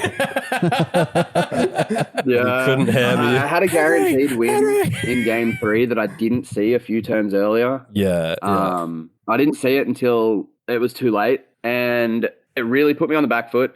I brought it back with the turn that I went for the nasty plot protect as he protected his Goldango and tried to carry my Kilowattrel. Yeah. But I needed to get that right and then call if he'd hit my Goldango or my Kilowattrel. And then the next turn, if I got that wrong, I needed to call if he'd hit the Saluna or the Kilowattrel. And I just got both wrong, unfortunately. Yeah. But I'm still so stoked with even ending in top 8. I'm so stoked to have made top 8, especially at such a massive and stacked regional because we had players from all over the world. Like Japan sent over some of their best. We had players from the UK, Finland. Oh yeah, it was stacked. Yeah, it was. Yeah, insane. But everyone goes to Vegas because it's like a good holiday as well. So you can go there for to Vegas on a trip and also play a regionals. Whereas you go to fucking Fresco or whatever. I'm pretty sure the F1's there this weekend. Exactly my point. Yeah, I did wonder that how many people How many people Because there's stick so many around people for it? there, but yeah, how many people are going to like? I'm going to guess that no Pokemon players are sticking around for the F1 because tickets to the F1 were like 20 grand for the weekend. Holy shit! Yeah. No Pokemon players got jobs, so they couldn't afford to go to that. The player that impressed me the most from the whole regionals Yeah. was, I think he's an older player that's sort of come back into it, Carson St. Dennis. Saint-Denis. He was, I think he ended up top 4, but his top 8 game, he lost the first game, then he ended up winning games 2 and 3. But he played out of his fucking mind. Like the reads he was making, go and watch Carson St. Dennis's top 8 game on the day 2 stream. I think I remember watching that one. Yeah, he just played so well. Really offensive to say, check out this player that beat Henry. You want to make me relive my loss? Oh, it was your top 8, right? Okay, that's why I remember it so much. I'm sorry, Henry. You both. My notes here was. I thought you were talking about his top 4 game. Both players played a crazy close set. But maybe I think I'm top 4. Reach out to me after that set and say that like that was one of the best sets that they've seen for this season, which made me really proud because I love putting on a good show for people when we have these regional streams. Which was true. He until the final match, like a couple games later. It was like some of the times it was like he knew what buttons he was happy, clicking. and then that finals match came, and I'm like, I think I might have been overshadowed. No, the game 3 was winnable for both players. I think it like bounced between but I think I don't know, it's almost like he could see your screen. It was like that fucking ridiculous. Carson had a crazy first 2 rounds as well. On me almost every turn, and he was nailing the reads. Like the turn I Terraflying the Goldango, and he sent the close combat into my Incin and scale shot into my gold. He was making really good reads. It was he was him that got the 50-50 on the bear, and then that was, I know what, you know what, I slightly soured on him in the winner's interview because he came across a little cocky. I don't know if you got to see the interview, Henry, but I haven't gotten to see the interview. I have had 1 or 2 people message me the same thing. he so did I'm admit. not sure if I'm going to watch it because I'd rather keep the positivity that I came out of the top 8 with. Yeah, to be honest, I don't think it was intentional. I think he's just one of those. I mean, no offense by this, but I think he's one of those people that's like got that like weaponized autism when it comes to Pokemon and doesn't like always communicate well. Like we're like social, but like because he was just, but the way his tone he was using, but he did say, look, yes, I came down to 50-50. I got the correct quarter 50-50. I'm happy to claim that. Like I won a 50-50, so do all the haters out there. Like he was a little bit braggy, but I mean, like good on him. He played an insane set. No offense, Henry. You also played like at the end. At the end of the day, he got the calls on me. He made those calls. He made those plays, and that led to him winning. So like at the end of the day, he gets to brag that. So yeah, he did have a crazy first 6 rounds that he had to get through to make it to his top 4. Riley Factura round 1, Justin Tang round 2, Chongjung Pen round 3, Joseph Ugarte round 4, and then Yuma Kinagawa round 6. Yeah, is what he had to get through. And he went 4-2 in the first 6 rounds, and then won 8 rounds in a row from there. Yeah, look, as I said, very impressive. I wish I had half the Pokemon skill. Yeah. Of any of these players, really. So we got to the final because it's like there was so much like hatred for the outcome. Like so, the Pokemon. I mean, it was interesting to watch. It was hype in my opinion. I was like on the edge of my seat. Yeah, the Pokemon Company's official like Twitter page basically said like basically did like the cinema absolute cinema meme kind of thing, like cinema the last ice beam getting the free after this ice beam had gone off about 10 times in that game. So I mean mathematically it was going to have freeze eventually. He's lucky he didn't freeze earlier, but. He got the last attack was freeze on the turn that Basculation would have got the last would have won next turn, right? Yeah. And everyone basically said after he slowed down and stopped for a bit and like thought about it, like put the heart of the cards in there. Or whatever. Yeah. He's got to get the right frame. So after Pokemon said cinema, was actually the Play Pokemon Twitter page. Sorry. one person came in, like a lot of people are like, this is not cinema. Like Zachary got like robbed, you know, the win was stolen from him. I feel bad for him losing original this way. This is an RNG heavy metagame like Reg H. They should nerf secondary effects of moves, blah, blah, blah. I mean, brother couldn't count to 8, so... Yeah, well, I agree with what Joe Ugarte said. Like, you know, say what you want about the finals being luck-based, but when you actively make huge misplays that cost you files and put you in a position to lose to RNG, it is what it is. I've lost a lot of high-stakes matches to RNG too, but still had earlier mistakes actively contribute to the loss. It's always important to be respectful to your opponent, blah, blah, blah. So basically what happened was Zachary kind of like, what's the word he kind of... Actually, he said, this is Wim VGC. I got second at Las Vegas Regionals. Was not expecting anywhere near this, lol. Glad to be finally put a name out there on a bigger stage. The ice beam freeze was brutal and in the moment tested me mentally. You can tell from my cam and from people watching live can confirm that I had a pretty bad crash out on stage, and for that I apologize. It was unsportsmanlike. Ultimately, I played the endgame bad to get there. And I think he did. They didn't shake hands, Joe. I know you don't like players that don't shake hands after the game. I despise it when people don't shake hands, but that's just me. I'm on Joe's side, and I even like commented on this tweet. I think that agree. Zachary threw the game for starters. That last encore. I think there were also I completely glazed over the crash out as well. I don't recall that. So Was it only it one wasn't or two? much. It was like probably less than you'd expect from that Let's situation. ask the person that was actually there, our correspondent Henry. What was it like on the ground? So first off, watching the crowd during those last 2 turns was absolutely insane. Because like I was standing at the back of the crowd, and when that freeze happened, watching like 50, 60 meters worth of people just all jump like a meter in the air at the same time was so cool, and just the roar of the crowd. But could you hear like, Cybertron? there's two Could you hear different Cybertron crimming his pants from the back of the crowd? No, it was so cool. It was awesome. And yeah, the casters were getting massively hyped. But I think there's kind of 2 ways to look at that people are looking at that final set. If you look at it based off of just looking at those final 2 turns, if you look at the final 2 turns, there was a freeze that stopped a guaranteed win. Mm-hmm. Yep. The freeze was the only way that it wasn't guaranteed. So like if you're looking at just those last 2 turns, that's what happened. Yeah. Which you feel bad for Zach there, but it is absolutely correct that there were misplays that led to that happening. Game 2, I think was... honestly, I didn't think it was going to go to a game 3. When I saw the Rillaboom switch into the facade, I was pretty surprised, because I feel like if Rillaboom doesn't switch in there, as soon as Trick Room goes down, you kind of just win with a Woodhammer. Yeah. But game 3... and this will help anyone else that ever gets into this position when it comes to Encore. Even if you're keeping count of the turn, make sure you're keeping count of the turns, because generally PP is not in sets of 3. So Encore lasts 3 turns. PP is generally in installments of 5. So if you're not sure if you've kept track of the turns, just keep track of how many turns they've been encored for.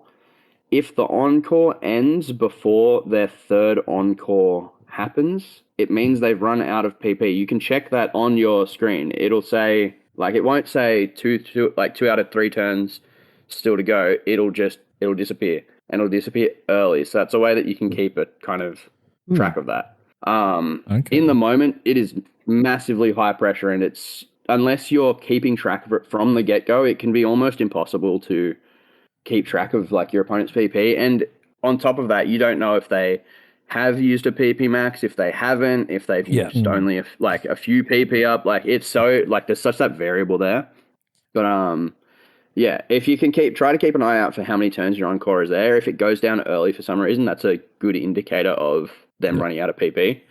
If you'd been able to keep track of that, or like been able to see that, a Moonblast there could have locked him up the game. Yeah. Also, going for timer was also a really big option there. Yeah. Because he had the Pokemon advantage for a good amount of time, but was locking in his moves really quickly, which in those situations is generally a sign of a bit of panic, which after taking the crit on the Rillaboom and the Ninetales, it's fully understandable. I wonder what would happen if because he was obviously before it became an encore lock, he was spamming Life Orb Blizzard. It got to the point where he couldn't do any more attack. Otherwise Life Orb would die. But, you know, I wonder if people would be upset if the Blizzard got a freeze on the Porygon too. Like, would people have been as upset? I mean, if you think about the number of ice attacks that were clicked in that best of 3, I mean, the Ninetales only came to one of the games, but the fact that only one froze. The fact that only one froze is a miracle. Like, I feel like it's, in reality. I think people were doing the odds, and it's crazy. Yeah. So I think yes, it's unfortunate and I still think it was cinematic. I think that was one of the best regional finals I've watched. And I think it's that sort of hype and that sort of game is actually good for the community, despite what people on Twitter might say that it's bad. I mean, these players still had to get to the regional final. It wasn't like 100%. It was just, they don't just become a regional champion from one ice freeze. It was, 2 days of rigorous battles to get there.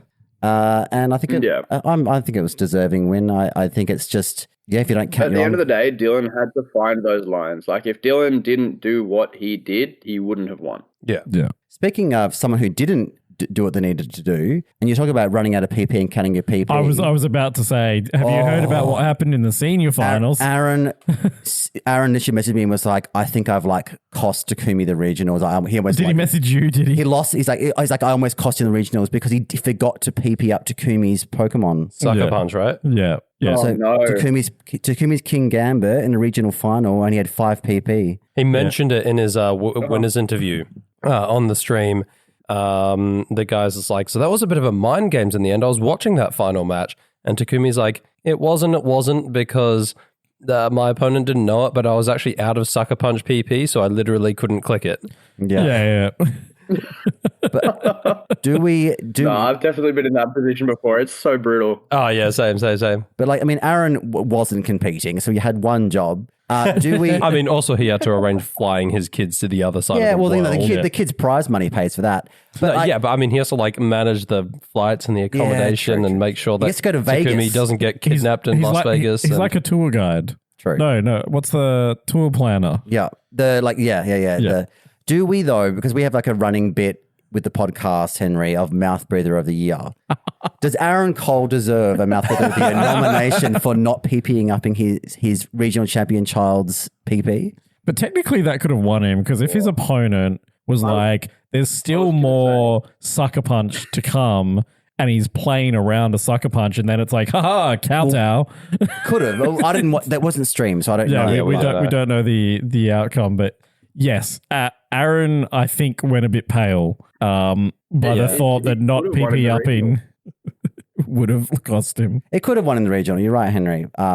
We don't know the circumstances, but I think I'd still rather have 8 PP. Yeah. Look, I think for the way that I want to look at it, for the sake of, I think Takumi won this regional himself. I don't think there was any contributing factor to that run. I'll say he can get a nomination. Takumi would have kowtow cleaved himself if he did have full PP. He had that regional either way. Yeah. Well, I guess we should probably congratulate the regional champion. Yeah. Congratulations, Australia. We stole a regional invite back. In seniors. In seniors. But it counts because it's Perthian. Yeah. Well, I was actually talking about the Masters winner, Dylan, but he's American. But he's running an Australian team. It is an Australian team that won, so yeah. Big shout outs to Dim. Your team is doing well. Yeah. I thank God Reg H is almost over there. Look at the usage. Incineroar 60%, Rillaboom 42%. This is day two usage. Rillaboom 42%, Goldango 41%, Bloodbinner, Saluna 35%, Dragonite 28%, Sneasler 27%. There was a lot of Sneasler hacks on stream this weekend. It wasn't it's a valid strategy, but I'm starting to see why people hate it so much.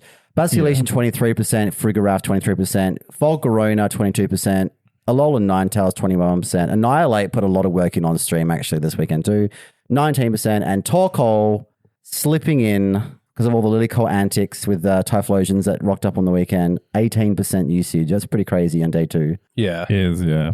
Yeah, no, that was nuts.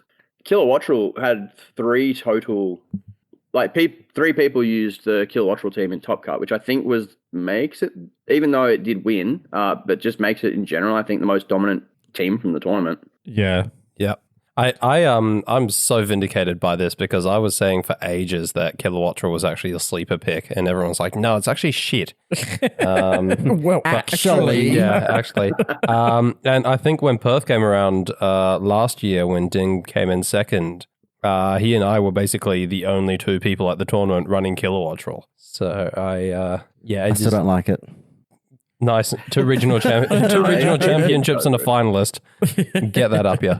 I tell you what I do like. I really want to give a shout out. This person, I don't know what their final placement was. Joel, you can probably search this up if you've got the finishings there. But his name is he's an American player. His name is John Spivak, and he was on the winning in round 8. So he couldn't have done that bad. He must have gone 5-3 on day 1. Yeah. John Spivak.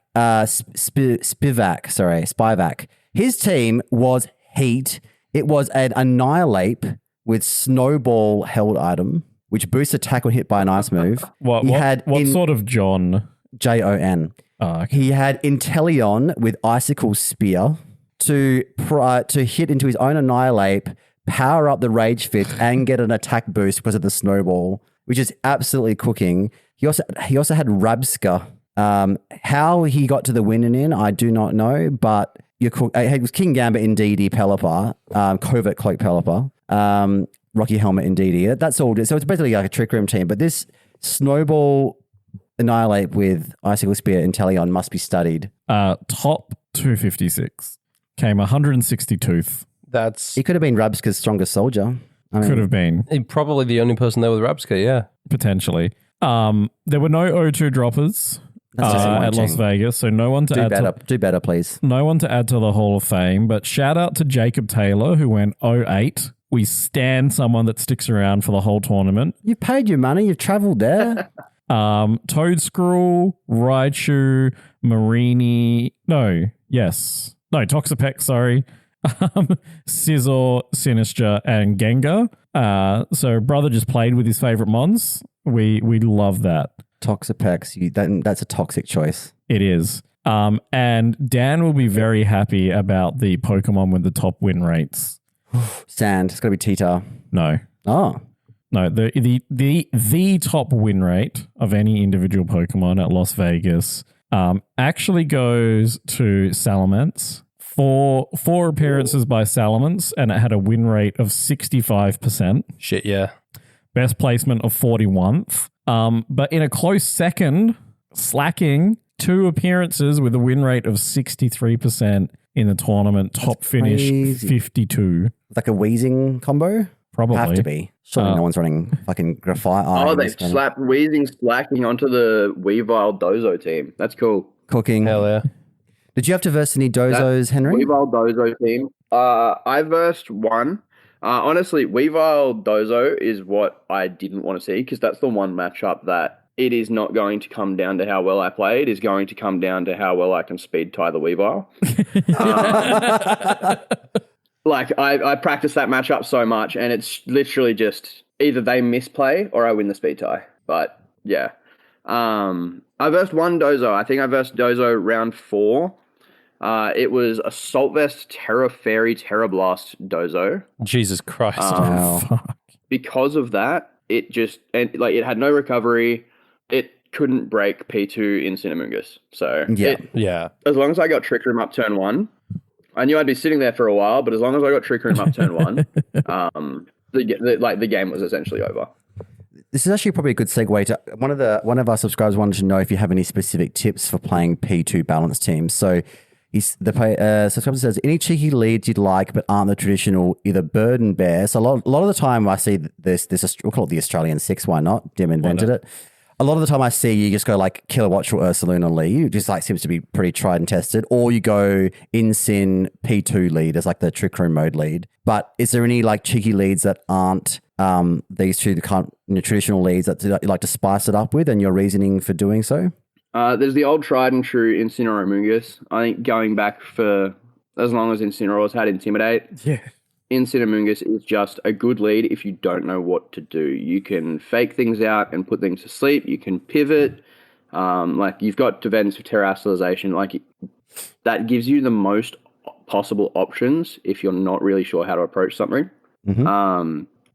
But like just going Amoonguss Goldango, you don't always need to lead off with your speed control. Setting up and then like as you Rage Powder away threats from Goldango, letting the Amoonguss go down and bring in Kilowattrel or P2 to just go like make it rain Tailwind, make it rain Trick Room, just kind of set yourself up.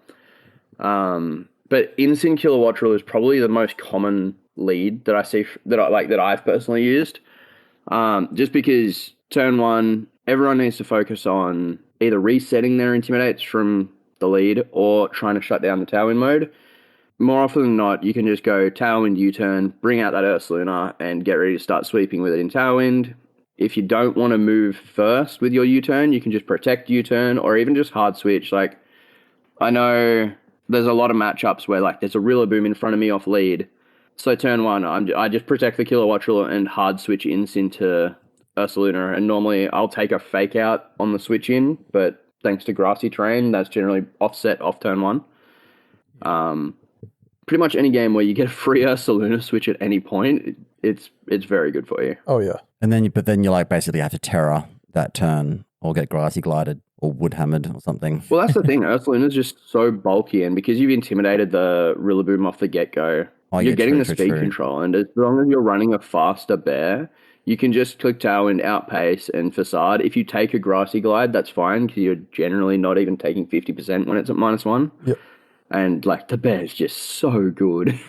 Yeah, it is. It just seems so. When I heard that Ursaring was getting an evolution, it was like it was in the Legends Arceus game, and then we saw that it's got this new Headlong Rush move, and then we realized when they got the data mine, they found it got Guts and like Stab Facade. I was like, this is going to be fucking busted. And I feel like it wasn't as like crazy as like I initially thought, but over time, it's just proving to be such a bloody menace. I think in Reg Cage specifically, it's too strong.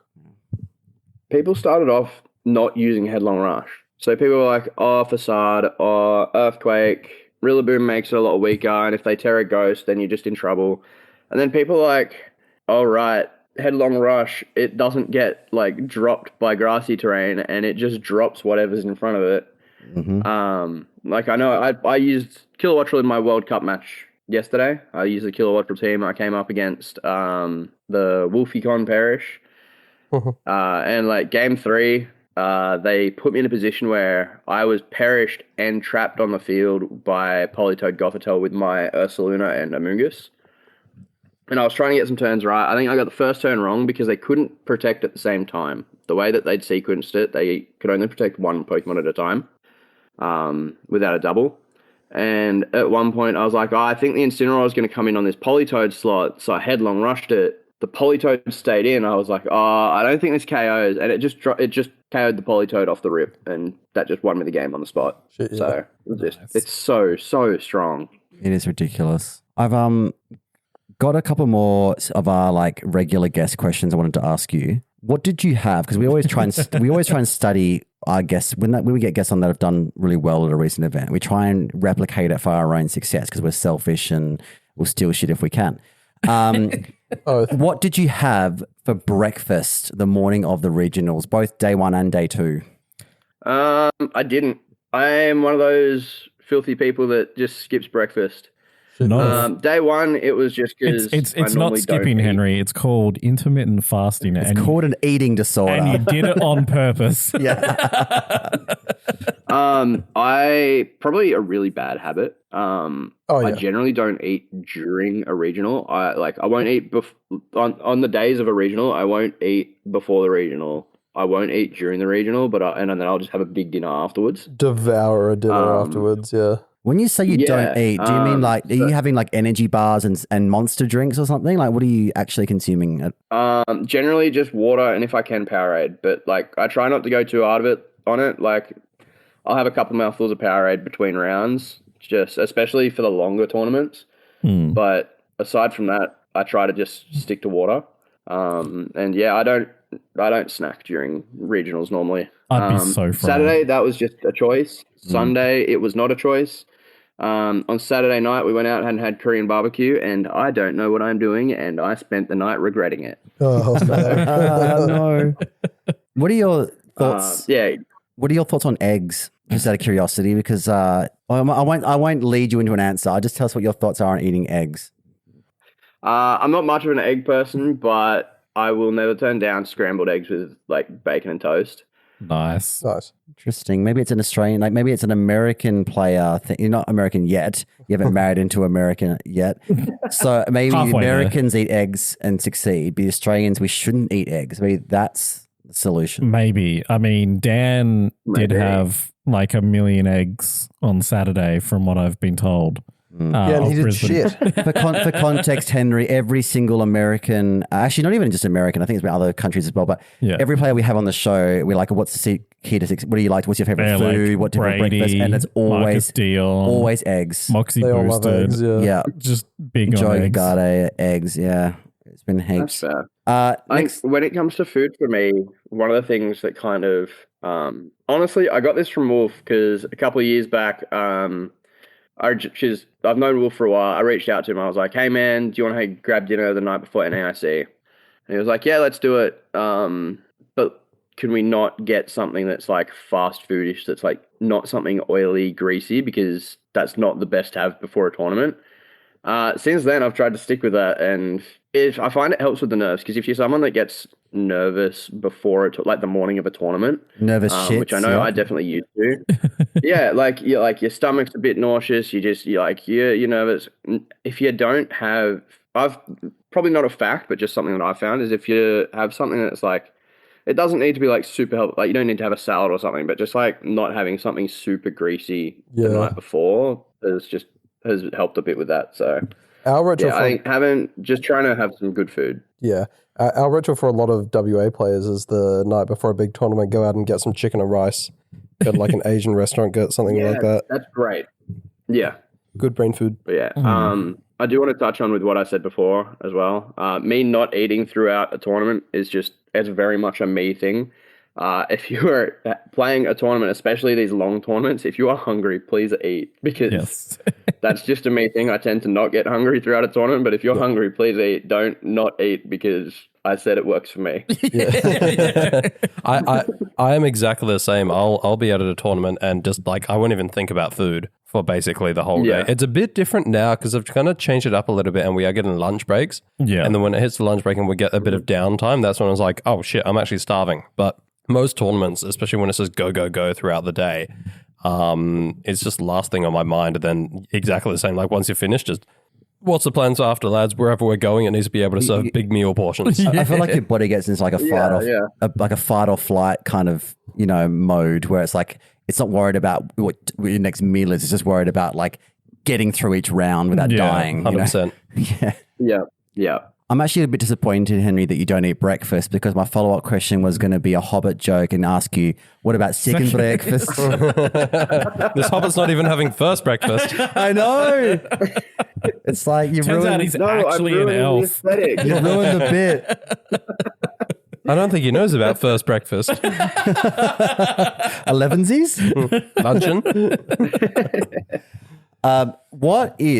This is another question that I've asked quite a few people. It's a kind of a three-parter. What is your favorite mega evolution?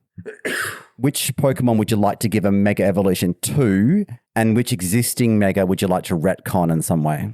Oh, that last one is so much easier now that ZA is out. So my favorite mega is hands down Metagross. The thing is a beast. It looks amazing. It performs amazing. It's just so good. I'll come back to the middle one because I need to think about it. But retcon the heck out of Pyro. Yeah. We don't know its ability yet. That's not a mega, man. He just grew his hair out. I know. I'm sure you know the kanji, like it's a symbol for blaze instead of fire. Like I like it shiny. That's all I'll say about it. I like its big meringue haircut when it's shiny. It's like blast. That's fair. I've just never liked Pyro's design. So you're right. When it's mega, it wasn't like. No, I think I was hoping for more from that mega, but yeah, that's totally valid. Like maybe competitively, it'll change my mind. Like Pyro and also Malamar, and to an extent a couple others as well. But like the stats It's like, this is not a mega evolution stat. Like this should just be a regular evolution, like 120 speed and 130 special attack or something. God, or I whatever it is. hope Mega Zygarde is never available in a Oh, competitive game. I really want it to be. I love Zygarde. No. Oh, if they make Mega Zygarde like specially viable and you can just use Core Enforcer and Nihilite, like that'll be cool. I reckon it'd be cool too. 216 special As attack for or what whatever it I'd is. give a Mega to, that's so tough. What I would give a Mega to. Trying to broaden my scope and not just think of things that are currently meta relevant. Mega Don't Regirock. Don't say Regirock. Don't say Regirock. Yeah. Bro, combine as Mega Regirock. They should just combine every Reggie. Hell yeah.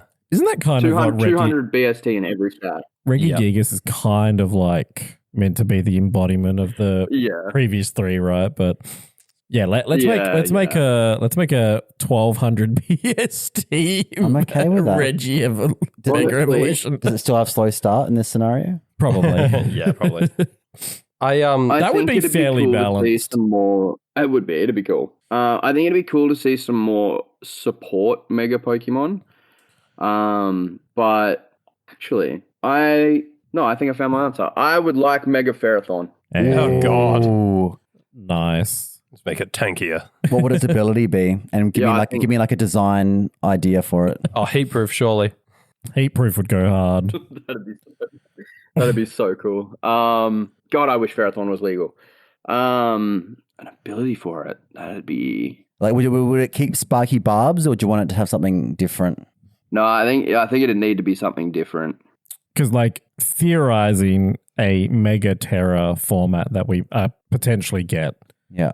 something like heat proof, because if it megas, it can't Terra. So, but not being weak to its Heat proof would be cool. I'll counter you something. How about Grassy Surge? I was thinking Grassy Surge could be cool. Tough Claws could also be really cool. I know it's very good on Metagross. Make like Mega Ferrothorn be a bit more of an offensive threat. Interesting. They could I don't know, buff Leaf Guard. Honestly, they could also use that as a way to reintroduce what they had in Sword and Shield, where they had what was it? It was Stealth Rock, but Steel on one of the Gmax Pokemon. Oh, Caparaja. So essentially think Glamora's ability, but instead of what's Glamora's ability Toxic again? Debris. So instead of Toxic Debris, like a Steel version of that.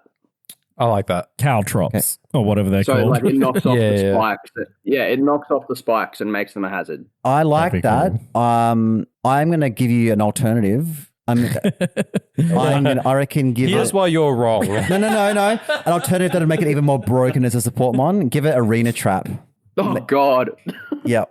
What I mean is, That'd be insane. you can still have like flying types and levitate mon. That's fine. But like Arena Trap, like I think more trapping abilities could be cool. Like there's a low key chance that Mega Chandelure gets Shadow Tag. You just never know. Yeah.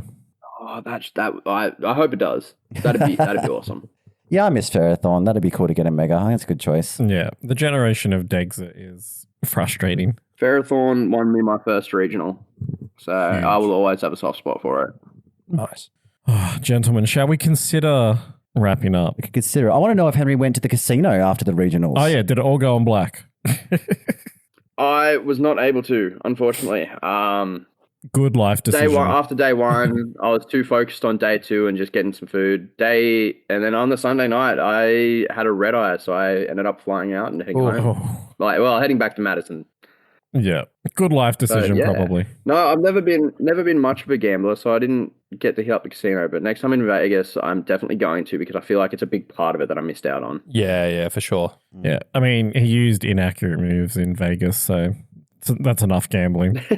Yeah, we didn't even shout that out as well. Well, people complaining about like the finals coming down to RNG as if that's not the most Vegas thing to happen. Yeah, exactly. I think people that RNG is part of the Pokemon game. You're never going to be able to. The game would be so boring without. If every turn was solved. If every move was 100% accurate and every move just had like standard damage and no drawbacks and no secondary effects, and there was no abilities that can cause like evasion or modifiers, whatever. Like the game would just have no variability. It would just be whoever's got the highest BST wins. Yeah. So yeah, One of the things that makes Pokemon is that literally anyone can beat anyone. Yeah.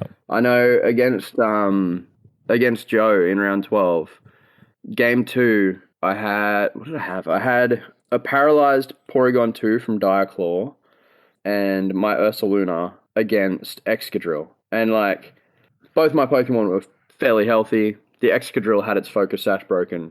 But there is a world. There's such a low chance, but there is a world where my Porygon just never moves and he gets the Iron Head flinches on my Ursaluna and he can win it.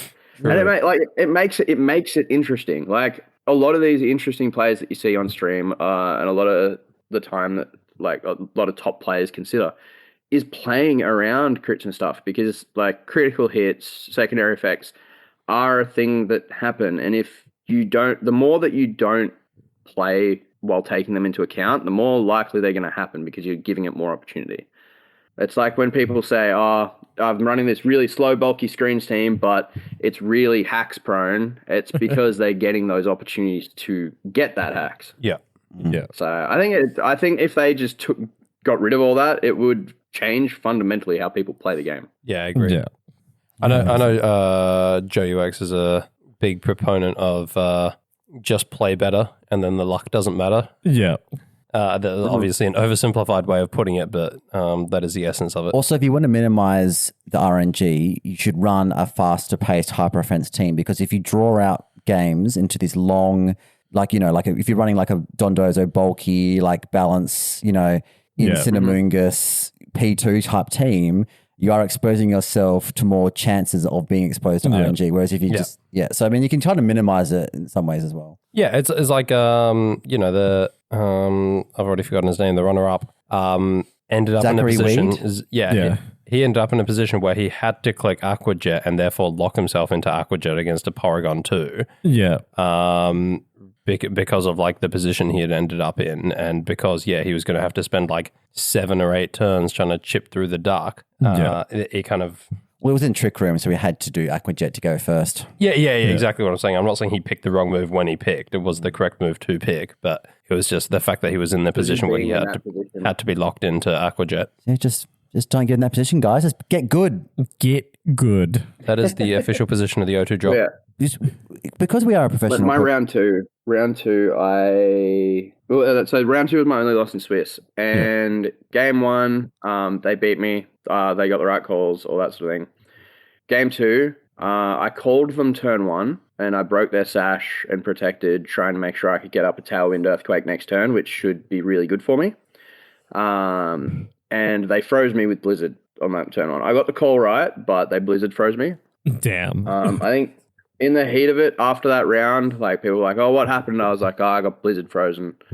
Because of the choice I made, the Blizzard freeze, if I don't thaw, it just ends the game on the spot, which it did. If I had gone, instead of for breaking the sash, gone for the Tailwind turn 1 and opted to try to break the sash like turn 2 instead and that sort of thing, it would have been much more playable even with the freeze. So like there's always that, like you've got to look at it as, is what happened, like is that RNG the only thing that's kind of relevant for it, or could you have done something better? Could you have done something different? Did I create a situation where this RNG is more powerful against me?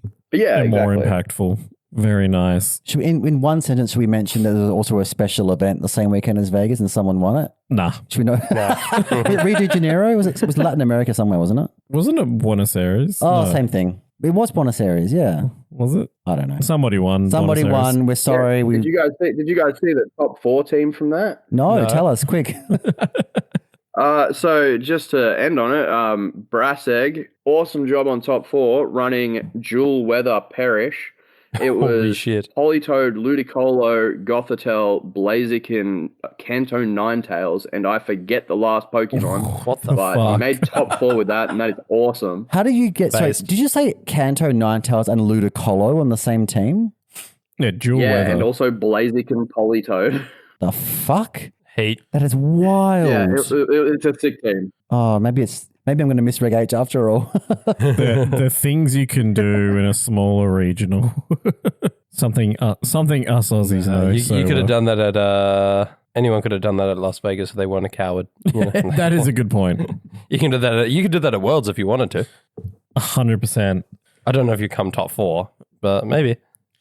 Look, barring You never know until you try. 100%. Exactly. Barring the technical difficulties we've had, which we definitely did not have. Yes, because you've been a very good editor and edited them out. Yeah, exactly. We have taken so much of your time this morning, Hobbit. So thank you so much for agreeing at very short notice to come and chat to us. We appreciate all the time and information you've given to us. Where can people follow you if they wish to?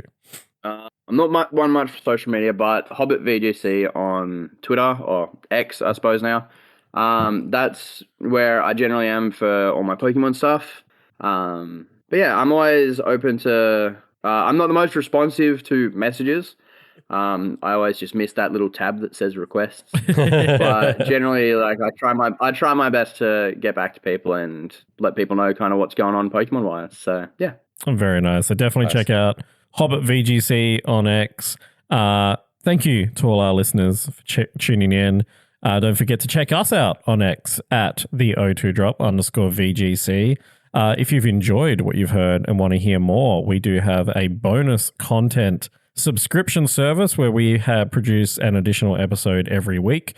If you go to the0 you'll be redirected to our subscription page, whereas for little as $3 American per month, you can support the ongoing costs of this podcast, gain access to our Discord server where we play Mafia, we do Limitless tours, have amazing not safe for work memes, do some general gaming and hangouts. Great little community that we've got there. And you get access to the additional episode we produce each week. We call the Bottom Cut. Sometimes it's about Pokemon. Sometimes it's about cum. You never know what you're going to get. Sometimes both in the same sentence. Sometimes both. We have over 100 listening hours now in the bottom content, so it'll keep you going. The bottom content? The bottom bonus cut. content. The bonus content called the bottom cut.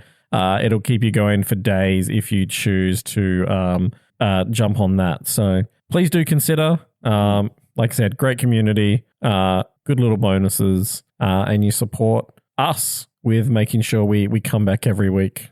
So we keep getting dragged back here every week. Yeah, thank you, Hobbit.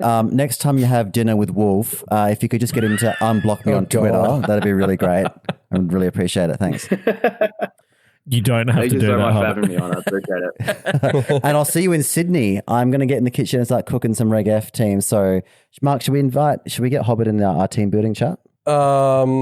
I don't think I'm the one you really need to ask there. He might steal our sauce. Luna. That's what I've been doing, so I don't have to build. Yeah, but what about Reg F? You got to deal with like Urshifu, Fluttermane, Ogerpon, Half-Flame. Fluttermane. Genuinely, I've changed my Porygon 2 to Terra Flying, and I've been running that in Reg F. It's fun. Hell yeah. And it's good. Nice. Okay, yeah, we need to take some notes. Okay. do some quick learning. If you want to know some okie dokie calcs, then the Iron Builders chat is the place to go because that's what I'm cooking. Okie dokie, so good. It's great. It's fantastic. Absolutely the MVP on every team I've cooked in Reg F. I'm still on the Reggie Drago train at the moment, but I think Drago's good. I think Ooh, like nice. Dragon Energy, I'm pretty sure is just stronger than Torkoal's Eruption when you consider all the multipliers. excellent. And I think maybe. so strong. Anyway, until next time, friends.